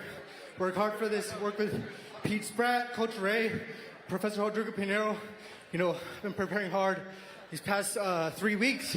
Been competing back to back to back, 3 rows victories back to back to back. I'd like to thank God giving me the strength to persevere through everything. And my daughter, I miss you. I love you. Nico, for a jiu-jitsu black belt, your striking looked incredible this time. It looked like in the first round you caught him with a counter right hand and almost got him down to the mat. Did that give you a little bit of juice in through the second round? Yeah, my last performance, I didn't like it on the feet. I worked hard with Coach Pete over here. We came with a plan. We strayed a little bit, but he reminded me in between rounds, stick to the plan, and that's what we did on the feet. So when you came out for the third round, how did you think it was? Did you think you had won both rounds? Did you think you were down 2 rounds? How did you think this fight was going? I didn't care. I just wanted to finish. Well, you definitely got that. Also, did Pete Spratt teach you that submission? Yes, sir. Congratulations on the win. Your winner, Nico Martinez.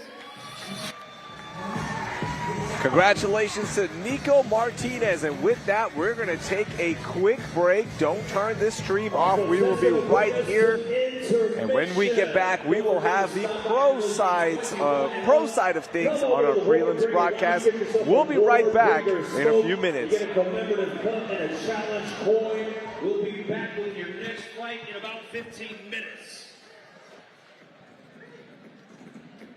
And we're also going to be picking one lucky winner.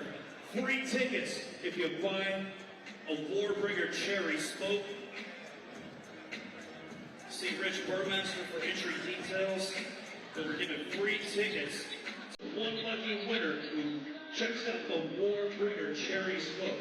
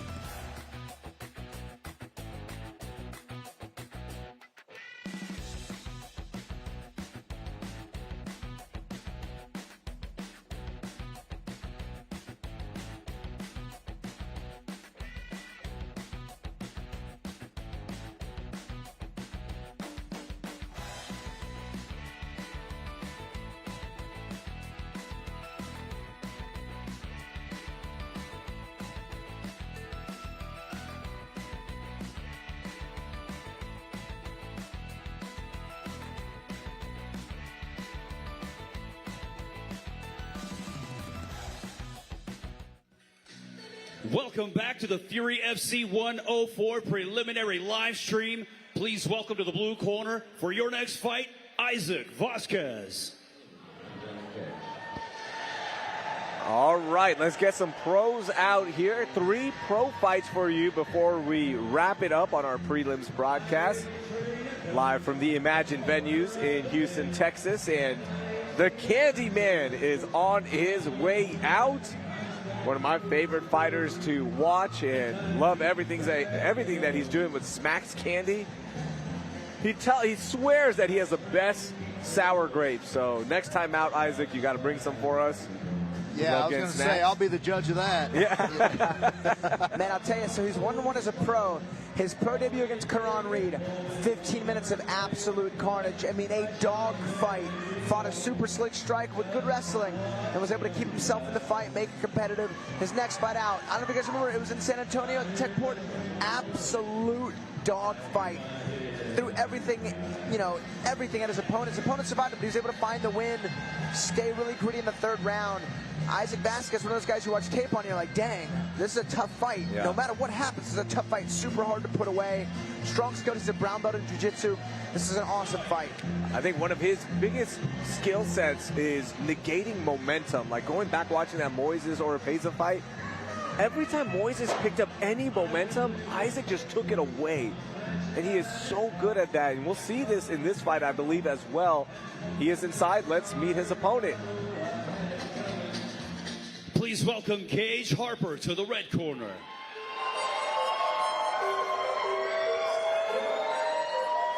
It's a long time coming. The professional debut of Gage Harper. Fought 12 times as an amateur. And I believe we called most of his, like he started pretty much the same time this broadcast crew started together from 2022 to 2025. You see the shades, as you mentioned, in the open. Oh, yeah. Yeah, had a ton of amateur experience. It's funny, this is, 22 years old versus 33 years old. I mean, a real contrast of styles and time spent training. Gage Harper in his last fight had really good high-volume boxing. It was that time to go pro, and I think that was the right call. He had, he had like almost too many amateur fights. This is the next step. A tough fight for both of these guys. This being Gage Harper's debut, I mean, this is going to be a fun one. He has fought some really good fighters. We take a look at our Tail of the Tape brought to you by the Fury Unleashed podcast. Subscribe wherever you listen to your podcast. You see the reach advantage going to Isaac. Gage with the height advantage. Bantamweight showdown, 137.4 for the Candyman. Not sure. Maybe getting high off your own supply. Yeah, that sour grape is getting to him. You're around candies all the time. I get it. But something to clean up there. Both fighters are inside. Let's get our introductions. The following contest brought to you by the Fury Unleashed podcast, available on Apple, Spotify, and YouTube, is scheduled for 3 rounds in the Fury FC Bantamweight division. Introducing to you first, fighting out of the blue corner. This mixed martial artist stands 5 feet 7 inches tall, and he weighed in officially at 137.4 pounds.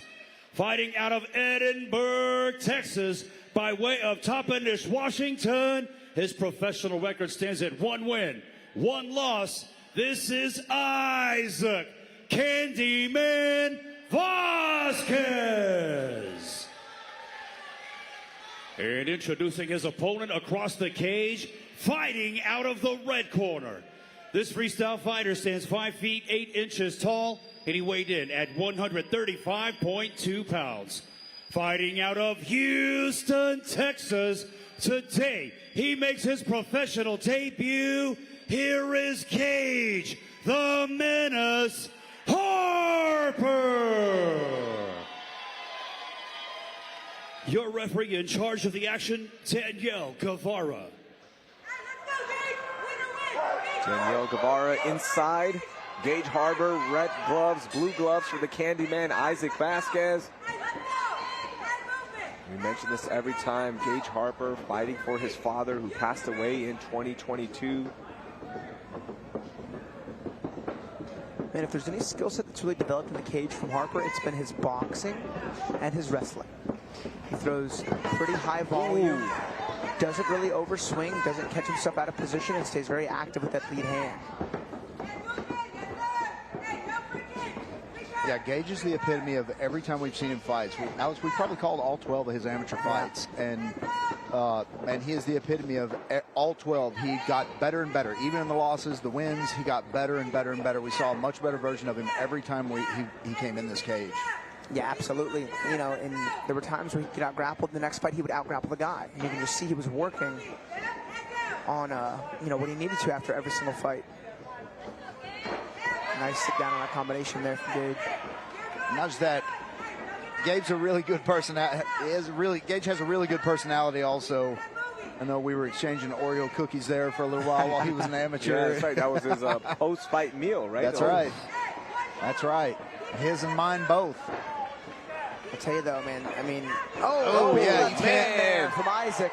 The Candy Man. And on a deep gilly. This is tight. This is tight. Uses to reload the hips and get on top. Looking for maybe some back exposure. He's trying to push that arm through. He's trying to switch to that Japanese necktie or Darce choke here. He's got that Japanese necktie grip there. Oh, that's this really, really tight. To put you to sleep. He lost that right forearm angle though. Oh, big knee as well. I was saying, man, the scope of pros is across the board, and very different opponent here for Gage Harper. Isaac Vasquez had a big right hand. A lot of amateur fights himself. Sits down in a good right hand. Yeah, Gage has got to keep those hands up. Oh, big liver hook. Oh, man. This is going to be enough. Man, that Isaac is ripping shots. Man, what a fight so far here in the first round. Oh, devastating knees there for Isaac Vasquez, the Candy Man. Gage Harper goes down. Is this going to be enough? In the guard, half guard now. This is a big difference in this fight, too. I mean, they'll let this fight go on for a little while. Yeah, and keep in mind, Gage is coming up on what normally would be the end of an amateur round. Almost 3 minutes into this fight. Still have 2 minutes to survive here. This barrage from Isaac Vasquez. That's exactly what it is, a barrage. He hasn't stopped throwing punches. Every opportunity, the Candy Man. Yeah, and Isaac's gone 15 minutes more than twice, despite him being only 1-1 with two decisions. He had a ton of amateur title fights too. Fought Oliver Hernandez, got to the 4th round. I mean, he's had some real grinders. Isaac deciding what he wants to do next here.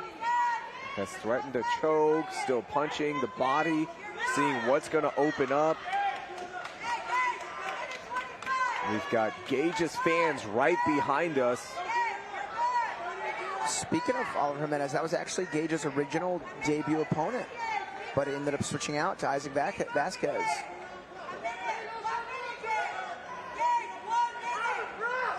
Under 1 minute, nearing that mark right now. And we have seen Gage, as an amateur, be very durable and take some damage in some fights and come back very, very strong in the latter rounds. But like you said, Alex, different animal here as a pro. Oh, straight up knee to the sternum. And there's that Darce. He's got that Darce choke set up again. And he's got the legs. I really like this whenever you grab this Darce choke and you get the legs, because the way you want to defend is get those hips away, just like Gage just did. Very good defense there from Gage, but he has got to get up and show some offense here. About 20 seconds left in round number 1. It has been all Isaac Vasquez. I mean, it started with that left hook. Man.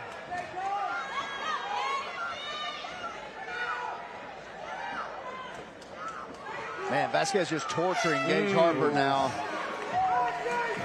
Isaac Vasquez visibly frustrated that he couldn't finish that first round with a win. And then Vasquez's last fight against that Pineda, I mean, they were dead and gassed in that 3rd round, and he still was fighting back takes, fighting takedowns. I mean, it never feels good, but at least if you have expectations, it's not going to make you make bad choices. This was a super deep guillotine.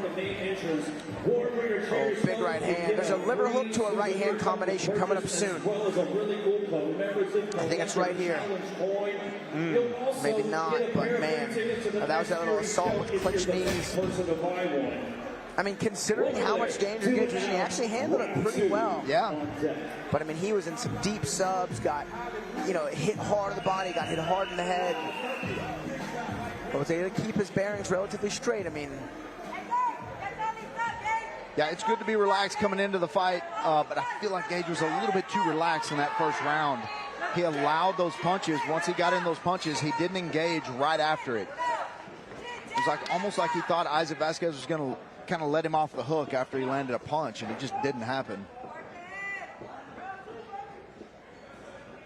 Let's see if Gage turns it up here. He may have hurt himself a little bit on that. Oh, that was a good that right leg hand. kick. Oh. I mean, the way Gage throws, though, he does have the ability to finish this fight with just one punch.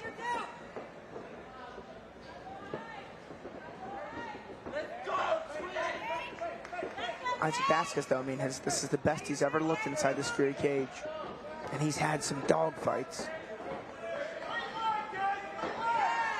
Like a left connected there for Gage. Man, just what a debut for Gage to have a dog fighter like Isaac Vasquez. Man, that is a tough draw. And, you know, on paper, he's 1-1. That's not a bad debut fight. Plus, Gage had a ton of amateur experience. Yeah, and as you've been mentioning, deep. You know, like these aren't just quick fights. He was going deep into these fights.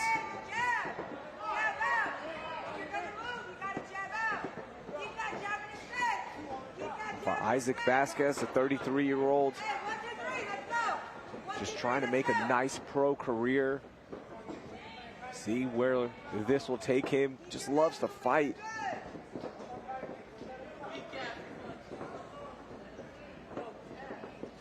Only knock on Isaac Vasquez is that he's a Dallas Cowboys fan, Michael. Yeah. You know what? His stock just went up. Michael lives in the Dallas-Fort Worth area. That's right. Don't hold that against me. One tool that Vasquez has used is that low kick. He's hit him kind of like right in the quad, right in the calf, though. Nice, good right hand there from Vasquez. A little damage over that right eye of Harper. Oh, man. Just a dig to the body there for the Candy Man.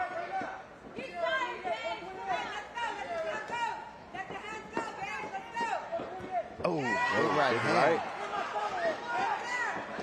Gage coming on here a little bit in the second round. Landed some nice punches. He slid back out of position to Harper, so it changed the trajectory of Vasquez's kick right to the tip of the cup. And he acknowledged it too. He gave Gage the time. Oh, nice step and jab there from Vasquez. Yeah, I think Gage realized the last thing he wanted to do was give Isaac Vasquez some extra rest time here in the middle of the round. Oh, it's a good right hand there from Harper.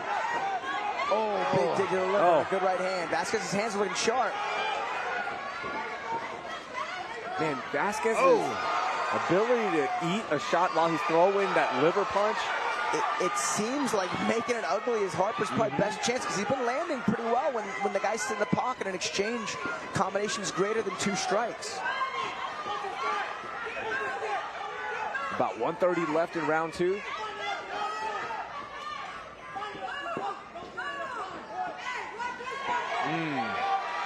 Here comes Gage Harper now. And Gage Harper said if he wins this fight, he's going to buy himself a PS5. Man, somebody needs to gift this kid a PS5. Man, no matter what.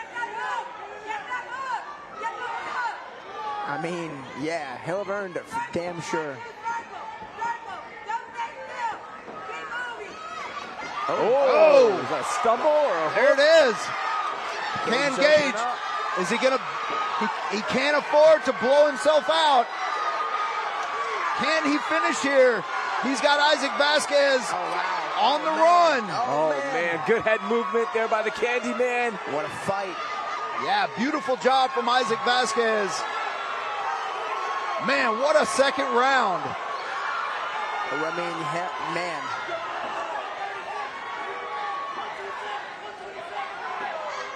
I couldn't tell what connected there for Gage. That rocked and stumbled Vasquez down. It looked like a really short left hand. It looked like Vasquez tried to throw that overhand left, and right there, that right exact there. same punch, that little short left hand. It looks like Gage Harper's picking up on the fact that when he throws that, the problem is he keeps taking that left hand. Vasquez is throwing that overhand left. It's landing. And Harper's seeing that little short left right there. Slick head movement again from Vasquez. What a round. What a fight. Oh, man. What a All right, so 1-1 going to Yeah. Man, For wow. sure, 1-1. I mean, officially, unofficially, it doesn't matter. This one's 1-1 right now. That was it's gotta as be. impressive a round. It's got to be. Yeah. Yeah, there you see the little short left hand. And he pushed him with his right hand as he did it. So he stunned him. I don't think he would have fell, but I think Harper shoved him. He's like, and that I'm pushed getting him to the that mat. knockdown. Yeah. I see you look. I see your eyes roll back. We're going to the mat.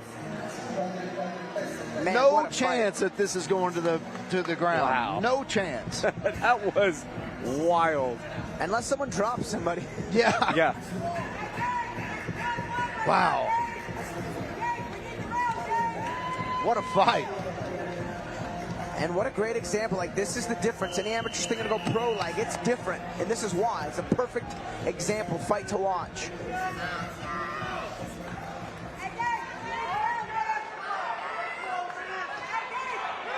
Round 3.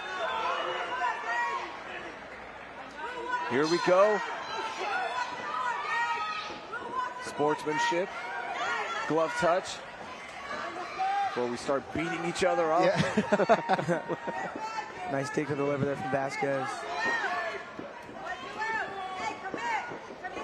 Seeing more pressure from Vasquez already early on in this third round.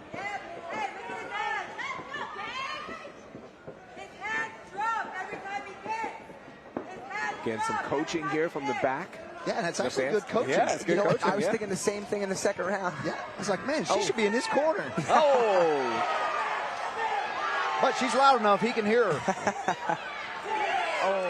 Oh! There's maybe more of a slip. Oh, man, good head movement from both guys. Big misses there. Man, props to these guys. It's prelims like these that make it worth showing up these shows early. Oh, man. Not sure. It looks like some swelling there. The right eye of Isaac Vasquez. Can't tell right now. Yeah, it looks like it. And it's been from those left hooks of Harper. Oh, Yeah, the right eye over, the left cheekbone under, and then Gage Harper. He's got a fat lip. He's got blood on him. This is a great fight, man. That is. I'll tell you what, the fight right after this one, Calhoun taking on Brian James. Oh. You're going to get pretty much the same thing, guys. Brian James, a training partner of Gage Harper. Both guys making the debut. This is going to be crazy. Big right hand there from Harper. They're kind of their team captain, jailed already, making his pro debut in New Orleans in July. Looks like that team is making that step up. Man, I think Gage can taste Isaac Vasquez has slowed down significantly. You saw him take that big punch. He took an extra step to reset himself. Yeah, I'll tell you, if Gage ends up winning this decision to come back from round 1 like he did, I mean, we'll see. These guys still got 3 minutes to determine the winner of this fight.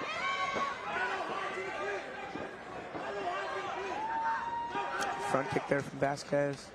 Yeah, it's probably a combination of both things, and Vasquez's output changing. First round, he was just unloading punches. Round 2 took so much damage from Gage.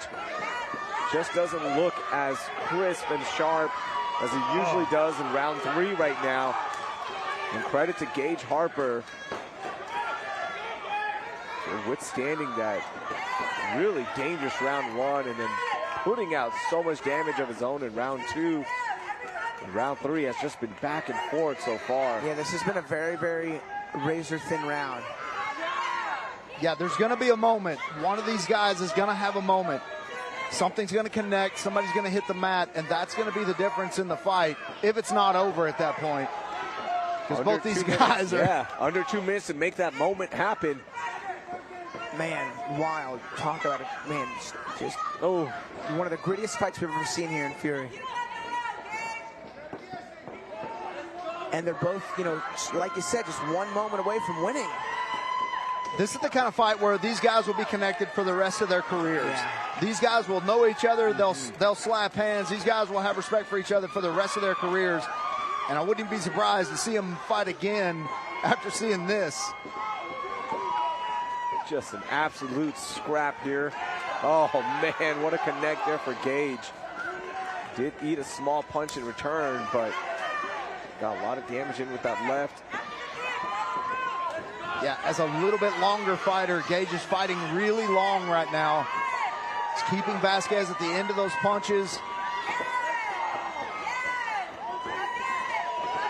Oh, big knee there. Good 1-2 from Gage.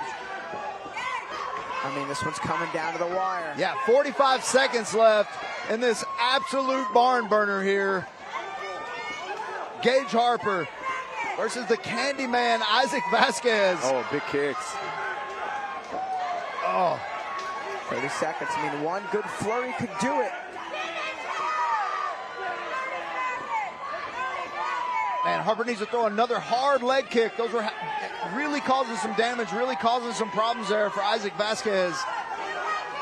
My gosh, both guys unloading. Gage Harper looking to have the slight edge now. Oh, man, are we going to see a last-second finish here? Oh, man. Here we go. This is the way to end the fight. This is Fury Fighting Championships, baby. Oh. Yeah, that was awesome. I'm interviewing this winner. I don't care if it wasn't a finish or not. Yeah. Head in there, Michael. Oh, wow. I think Gage Harper might have had the final 2-minute run there that could have sealed the deal for him. We'll see the judges calculating things up. Crowd is going crazy. Michael is heading inside. That is how you start things off on the pro prelims. Man, that was wild. That was a very, very good fight. Props to both guys. That was as impressive of a fight as you can watch, where both guys left it inside the cage. All right, I mean, what it really comes down to is round 3. Who won round 3? And it was tight. I think unofficially, I'm going Gage. I think that last 2 minutes.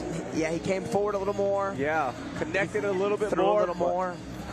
But man, the counter punching of Isaac Vasquez was on display as well. This is a tough one to score. Yeah, it is. What a fight. And the next fight's got potential just written all over it. Yeah. Crazy.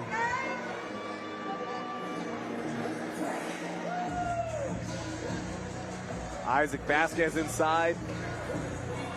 Vibing out, the Fiend. A lot of respect between these two guys.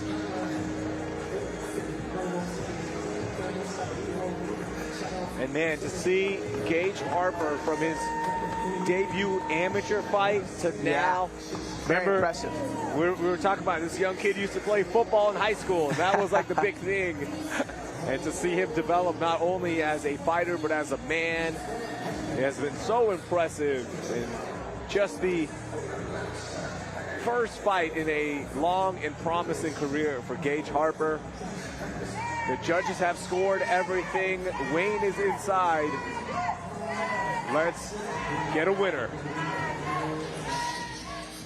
Ladies and gentlemen, after 3 rounds of combat, we go to the judges' scorecards for your decision. Brought to you by the Big Beast of Bourbon, Warbringer Whiskey. Judge Ricardo Delgado scores the fight 29-28 Harper. Judge William Dean scores the fight 28-28 a draw. And Judge Chance Williams scores the fight 29-28. Declaring your winner by majority decision, Gage the Menace Harper.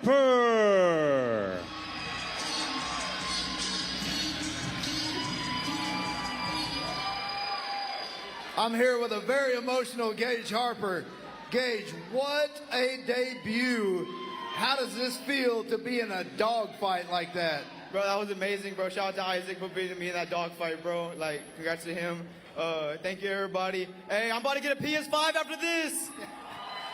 You definitely deserve that, but Gage, in the first round, it was a rough go. That might have been a 10-8 round. That's why it was the second judge was a draw.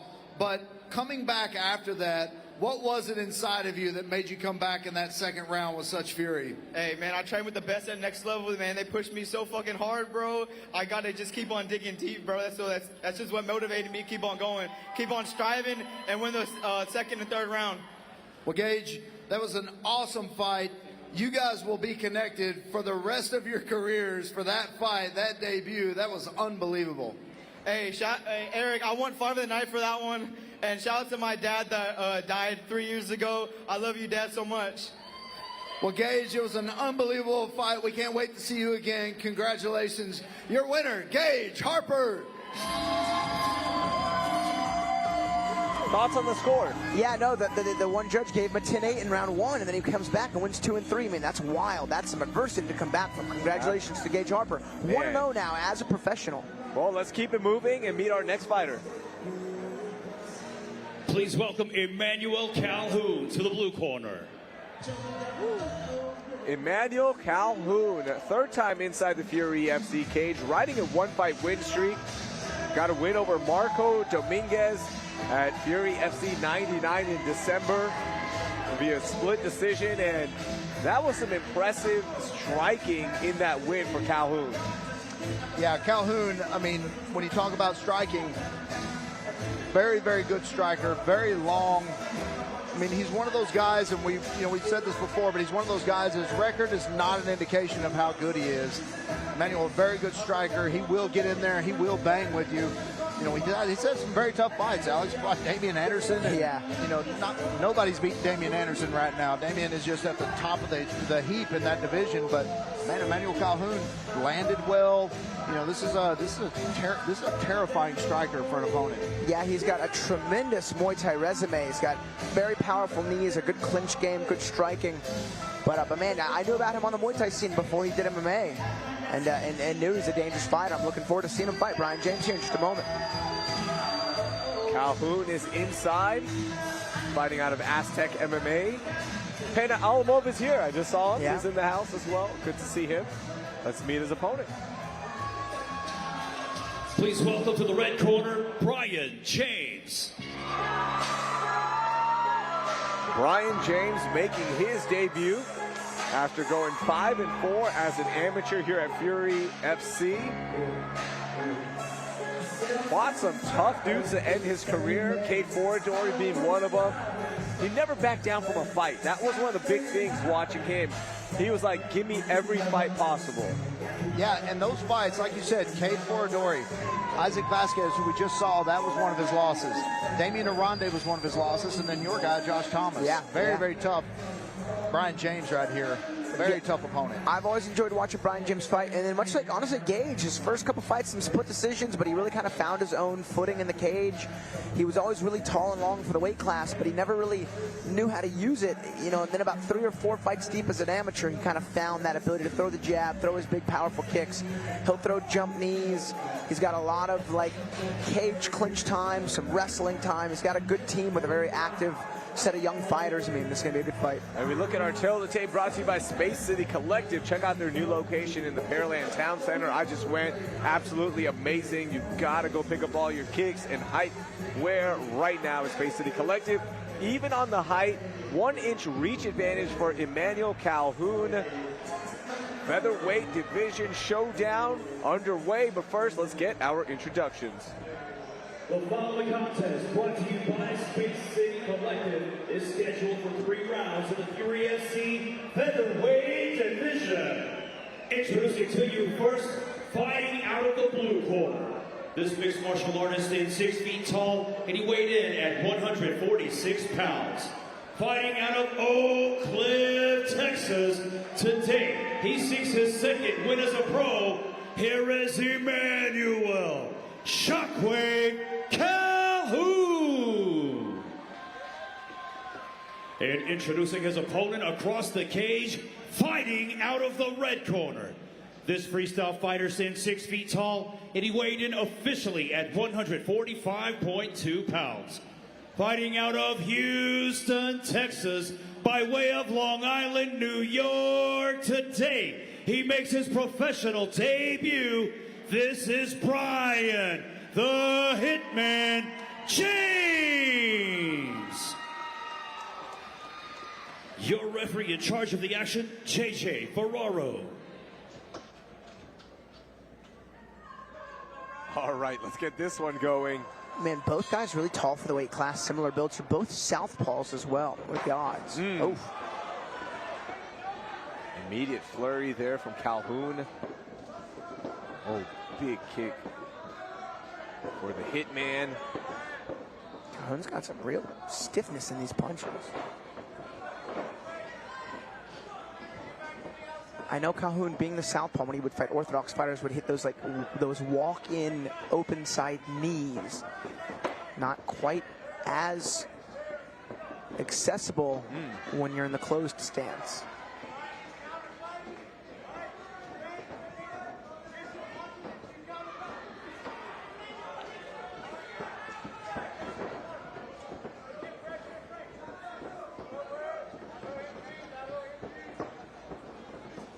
Guys very light on their feet. Both guys good footwork.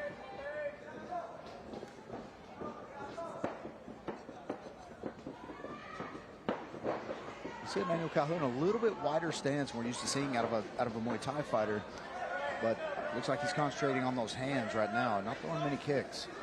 Also seems like he's throwing with a lot more power on every punch. Yeah. Before it was more volume for Calhoun. He is loading up on these punches. And the next level guy's got some pretty good wrestling. I was thinking James would probably need to use that in this fight, as Calhoun's Muay Thai pedigree is pretty strong.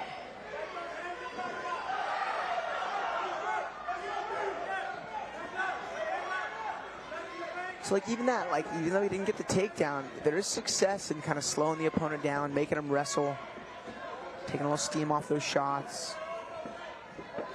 Make them second guess entering in.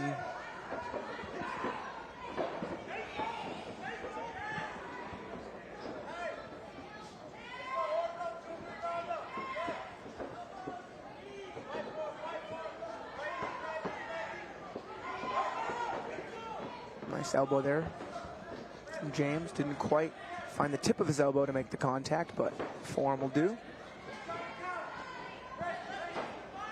Oof. A patented James flying knee. Again, no connect, but always fun to see. Yeah, both these guys, you can tell both these guys are looking for a knockout here. Yeah. Just past the halfway mark of round one. A little more weight behind the punches of Calhoun, it seems.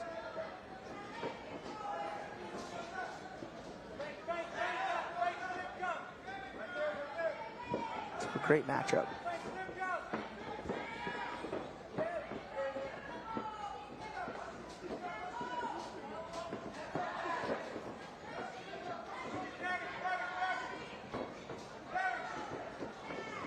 Oh, good left hand there from Calhoun. Yeah, might have stunned James just a little bit. Looked like it cut up James as well, left eye, right above it. Out to the side, so it doesn't look like there's any danger of that blood going in the eye there. But man, if that could be just a starting point. It starts to go toward the middle of the nose. Those cuts start to get very, very bad.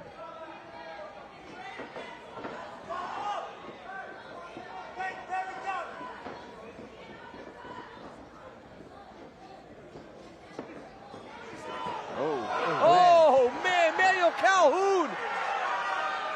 I'm curious if that was maybe a slip or if that jab just stunned James. I mean, I can't tell, but he didn't immediately get back up. It looked like a stun. Could be wrong. We'll get a look at that replay. 50 seconds left here in round one. Man, that was wild. Wild transition by Calhoun. I think it was like a double jab. Yeah, I'd like to see it in the replay if we get out of the first round here. Counts as a knockdown for sure. Yeah, and he did some damage too with those first few shots after he got to the ground. Yeah, and James got really busy. Did a good job getting back to his feet.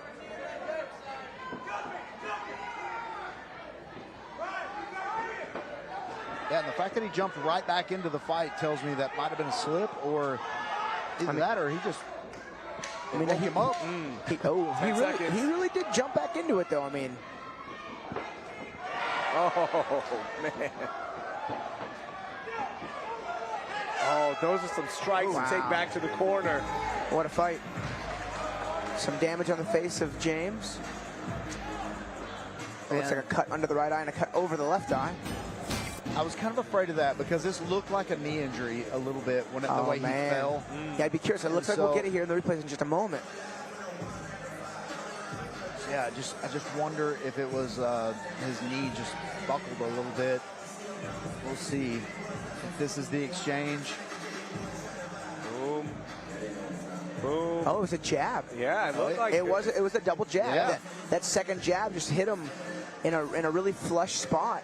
I think while James's weight and head position and didn't have any potential release going backwards. Yeah, so glad to see it's not an injury. It was from something. And, you know, it looked like he landed some big shots, but I was just watching as those follow-up, the next 3 shots, he had his arm up, and so he was hitting the arm. He wasn't really hitting the head or face of James on the way back up. So Michael, you might be right, though. He is walking pretty gingerly, is Brian James. I don't want to speculate or anything, but the way he walked back, look, he's walked like that. He's favoring that left leg just a little bit. Look at his right foot staying kind of like low and stationary. Try that left foot. I don't know, maybe not. yeah, whatever the problem is, Calhoun saw it too. Probably going to start working on those legs. Yeah, look, that leg has like a weird bend to it right now. We'll see. Yeah, it looks like he's trying to keep it as straight as possible, trying to keep the weight off of it.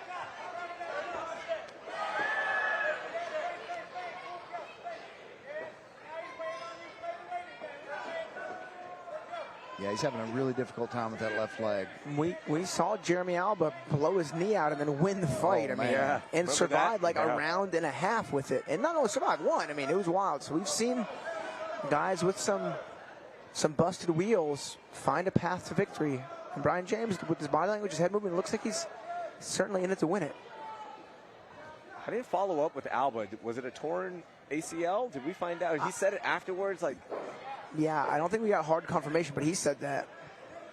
Yeah, he's definitely stepping. Oh, yeah. With some trepidation on that left foot.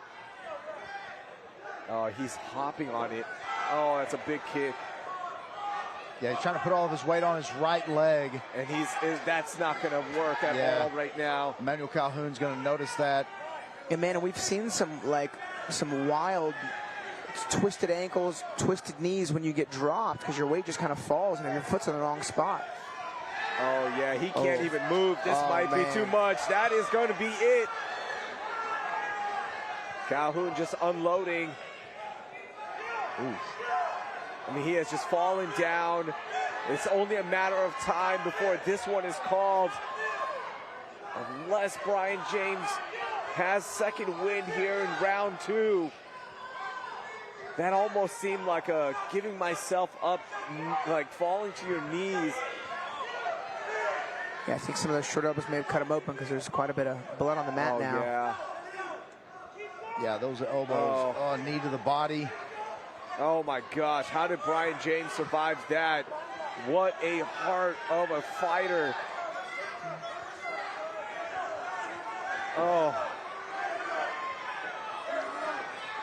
Brian James rocks him with a left hand. Here we go. Can we see it again? Wow. Oh, that was a good angle. Brian James doing the right things to find himself in a position to hit big punches. Nice knee. Very creative there from Calhoun. Man. Looked like he slipped there after eating that punch. Did Calhoun. Under 2 minutes. Yeah, what a fight we have here also. Oh, big connects there. Brian James not backing down an inch after it looked like he was going to be done in round 2. Has come back, is trying to stay alive, trying to see if he can catch Calhoun with something. I tell you, Brian James has always had good success with the straight left. think it was benefiting him just to double that lead side up, because he's made Calhoun lean back. Every time he's thrown a good lead shot coming forward. Lets that left hand land right on the temple. James has probably eaten about 9 kicks there to that right leg. You can see it getting red.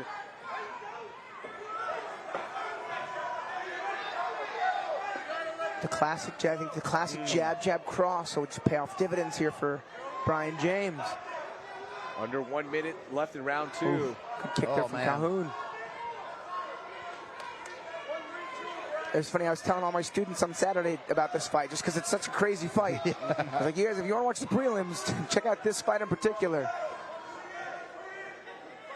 And man, if they showed up early and saw the last one, this is 2 fights in a row. Oh, man.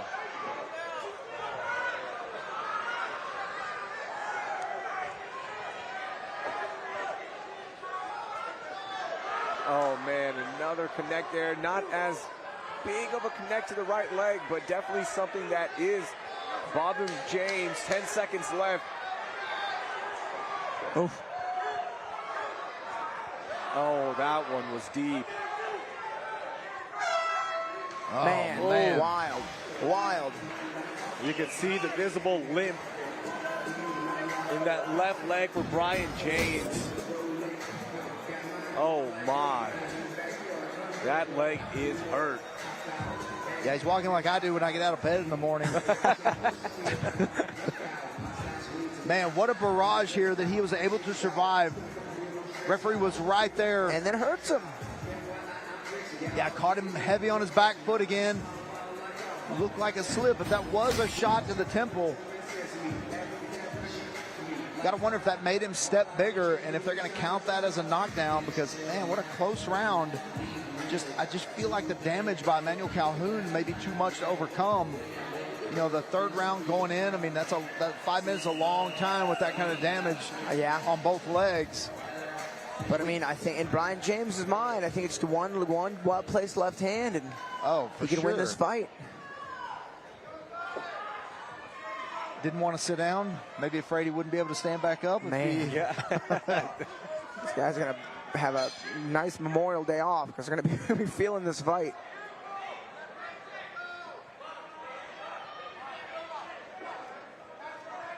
Round 3.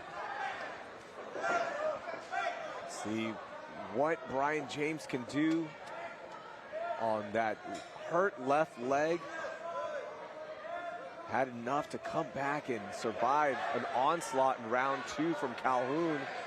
And might have even stolen the round. Big kick there from Calhoun.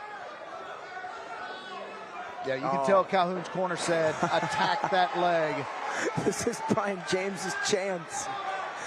He realizes the leg is hurt as Calhoun, so he starts doubling and tripling down on kicks, but Brian James catches the kick, scores a takedown, and has full back exposure. Now he's going to have to get his hooks in. That's what Calhoun needed, was to get back to his feet. James holding on, making sure.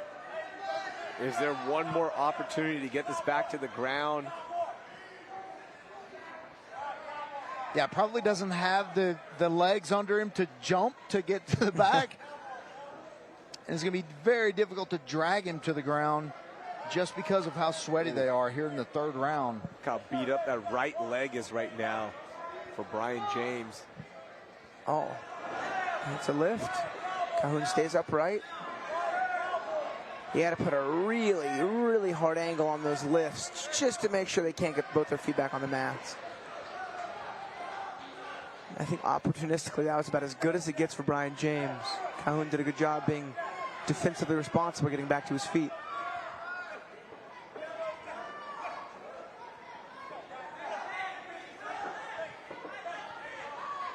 Oh. Calhoun just teeing off, but James not backing down with another good counter. Man, you can see that thigh of Brian James is marked up. That thing will be purple tomorrow. Oh, man. That is making my legs hurt just looking at it. That's about as beat up of a leg as you can get.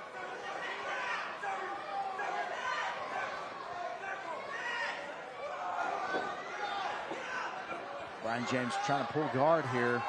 That's not a bad idea. Again, that technical stand-up. Man, rest, Brian James. Get the referee to stand you back up. Yeah. Or maybe he was afraid to stay on his back and just take too many from those leg kicks. Oh. Just holding on for dear life right now is Brian James, but in the mount is Calhoun. This is actually not a bad plan to give up your back if you feel good about your defense. Yeah. Because it's going to stop those punches. It's going to give him a chance to get some blood flow back to his leg. And in his amateur career, Brian James did show some really good ground defense. I mean, that fight was all but won for Calhoun. He's needed to throw just a couple of shots, but I got tied up in the guard. And if you're Emmanuel Calhoun, you're thinking, why is this guy not going away? I've done everything I can. And Brian James has survived multiple onslaughts, a busted up left leg, a damaged right leg now after eating so many kicks. And yet, he is still alive right now in round 3. But Calhoun threatening. And if I was Calhoun, I would just get off of him. Yeah. And just get away from him. Yeah, try to make Let him him stand stand up. back up and see if he can stand back up. I don't think Brian James would be able to stand back up right now. I just think this is... I'm with you. The way he buckled on that last fall, it looked like that leg was done. Gosh. I'm getting cramps from watching him get kicked. And I don't know if I can stand up right now. Let's try. Yeah. Let's get some blood flow into those legs. We've got 9 fights coming up, by the way, on UFC Fight Pass, 4:30 p.m. Central Standard Time. Our main card, Fury FC 104, gets going there, including a title fight between Nick Aguirre and John Yanis for the Bantamweight Championship. 20 seconds left.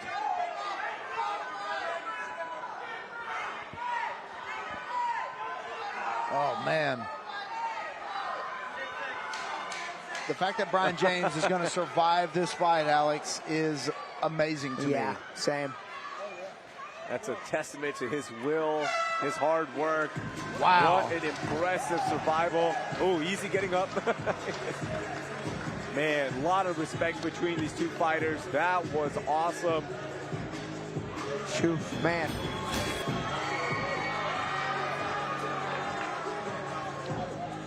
Yeah, that was Brian James's magical moment there in that 3rd round because, and I just think it was very close. He was very close to, you know, I just think if he had a little more spring in his legs, he might have been able to do more. Because, you know, that backwards connection with those heels and trying to pull with your heels a little bit, that's absent right now for Brian James, and it was valuable in that position. Man, what a fight. What a badass Brian James is. I know. That was wild. Man, so much respect for him. And Emmanuel Calhoun, to his credit, man, just seeing it, you know, seeing these guys, you know, seeing the wounded animal and just, you know, pouncing on it and just not able to get the finish. What a fight, man. We still have one more fight coming on this prelims broadcast.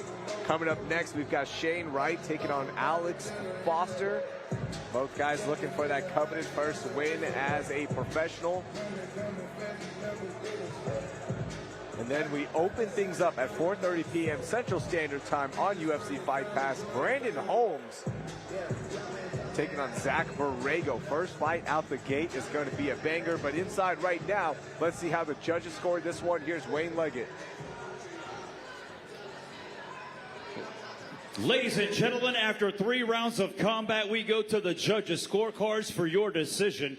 Brought to you by the Big Beast of Bourbon, Warbringer Whiskey.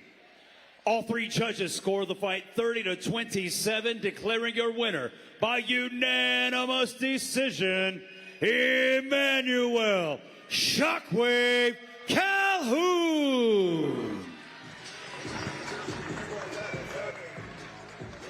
Congratulations to Emmanuel Calhoun picking up the big win. With one more fight left, Alex Morono is now going to go head upstairs. to get his fighter, Joe Hendershot, ready for the main card. So it's just us two, Michael. Let's meet our next fighter out. Please welcome Shane Wright to the blue corner. Shane Wright. 0-1, I told you, looking for that first win. Fighting out of Aztecs MMA. The freight train, Shane Wright. Talking to him before the fight, Michael, he said, look, this wrestler, Alex Foster, he's not going to do the lay and pray with me. I'm ready for that. And he wants a submission. Man, he's going to have his work cut out for him if he wants to do that. But I'll tell you what, if you were going to sit down and draw an MMA fighter, freight train Shane Wright would be about what you would draw. He's a big, he's very lean.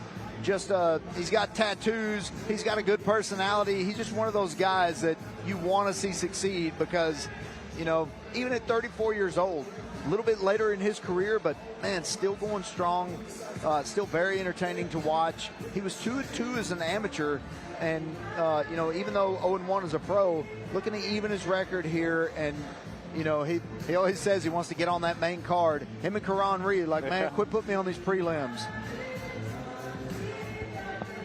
Shane Wright, last time out, took on Jeremiah Kent, the Mizzou collegiate wrestler.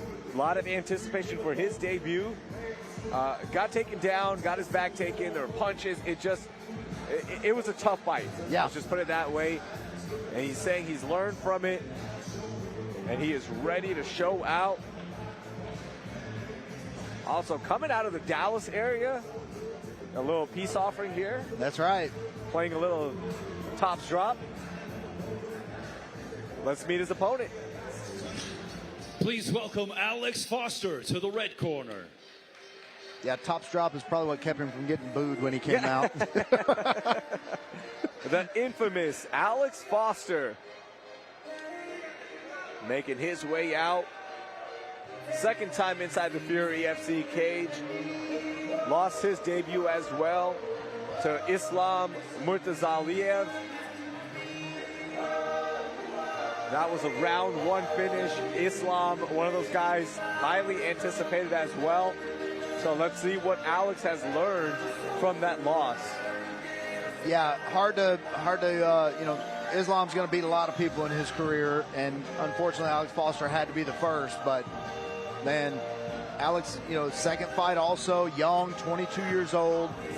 Relatively, speaking, he has more time than Shane Wright. He definitely wants to win this fight, but this is something that he's coming out to take from Shane Wright. We look at our tailor tape brought to you by Sheath Underwear. You see all that beautiful Sheath Underwear on our ring card girls, so shout out to them. 4 inches. That is the reach advantage for Shane Wright, even on the height. And we look at the weight here, 161.4 for Shane Wright in a lightweight division showdown. Things got a little murky yesterday, and the fight is still on. But Shane was saying, look, last time out, I was fighting as a welterweight. I was undersized. Now, in this lightweight bout, I will be the bigger one. Well, yes, you will be. Yeah. Yeah. By 6 pounds at least. Yes. Yeah. So it's something we can clean up. Shane Wright giving us some props here, saying hi. Yeah, I always prefer they say hi to us after they fight. Yeah.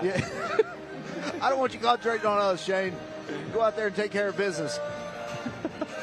You get a chance to say hi in the cage if you get the submission that you're looking for. Yeah. Michael will be there. All right, both fighters are inside. Let's get our introductions. The following contest, brought to you by SheathUnderwear.com, is scheduled for 3 rounds in the Fury FC lightweight division. Introducing your first competitor, fighting out of the blue corner. This mixed martial artist stands 6 feet tall, and he weighed in officially at 161.4 pounds. Fighting out of Oak Cliff, Texas. Tonight, he looks for his first win as a pro. Here is Freight Train Shane Wright. And introducing his opponent across the cage, fighting out of the red corner. This freestyle fighter stands 6 feet tall, and he weighed in at 154.8 pounds. Fighting out of Fort Smith, Arkansas, by way of Muldrow, Oklahoma. Tonight, he too looks for his first win as a pro. Here is the infamous Alex Foster.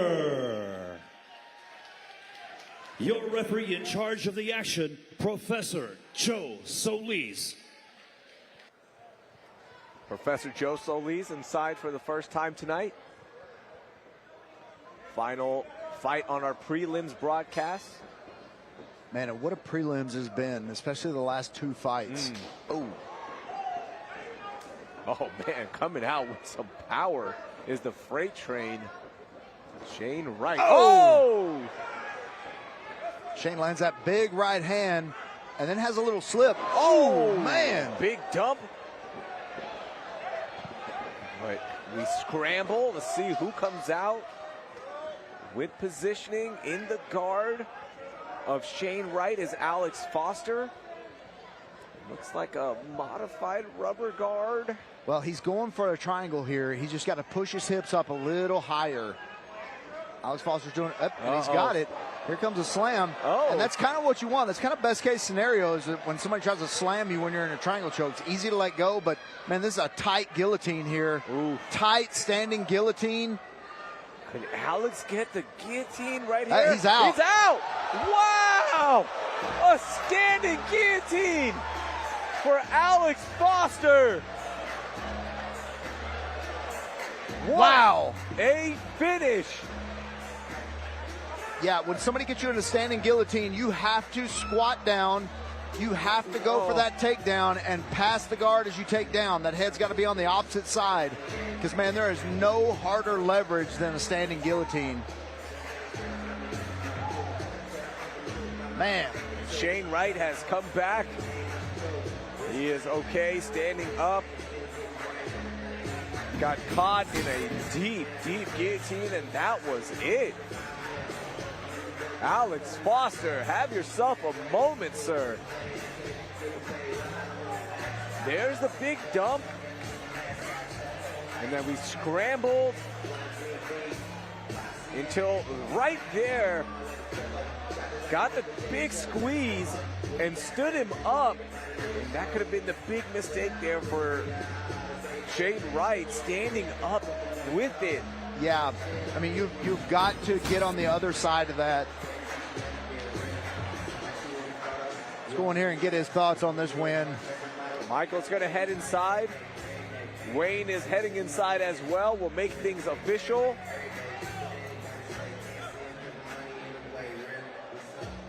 Take it away, Wayne. Ladies and gentlemen, referee Joe Solis calls for a stop to the action 1 minute into the very first round, declaring a winner by technical submission due to a guillotine, the infamous Alex Foster.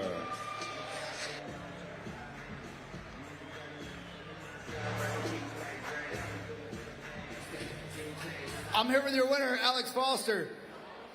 Alex, man, Shane came in with some heavy punches, tried to crowd you a little bit, went to the ground, you got that standing guillotine. Did you know it was over? Oh, yeah. As soon as I got that, I knew it was over immediately. I've been working on my sub game for a while now. I knew since I got that it was game. Alex, how does it feel? You came out, second fight, here you are, a very tough opponent. How does it feel to get that win under your belt? I mean, it feels good. I really like to run that Islam one back, though, man. Got his team up there. Man, if we can get that one back, I'd love that. Well, Alex, you didn't take any punishment in this fight. You didn't take any damage. When are we going to see you in here again? June 22nd. June 22nd. You heard it first. Congratulations on the win. Beautiful guillotine. Your winner, Alex Foster. And with that, our prelims come to an end. Congratulations to all the winners on behalf of the Fury FC team, our DNA studio production team, for Alex Morono, for Michael Alexander. I'm Rahil Ramzanli. We'll see you on UFC Fight Pass at 4:30 p.m. Central Standard Time for Giannis versus Aguirre for the 135 title. It goes down 4:30 p.m. Central Standard Time on UFC Fight Pass. We will see you then. Thank you for watching. With the main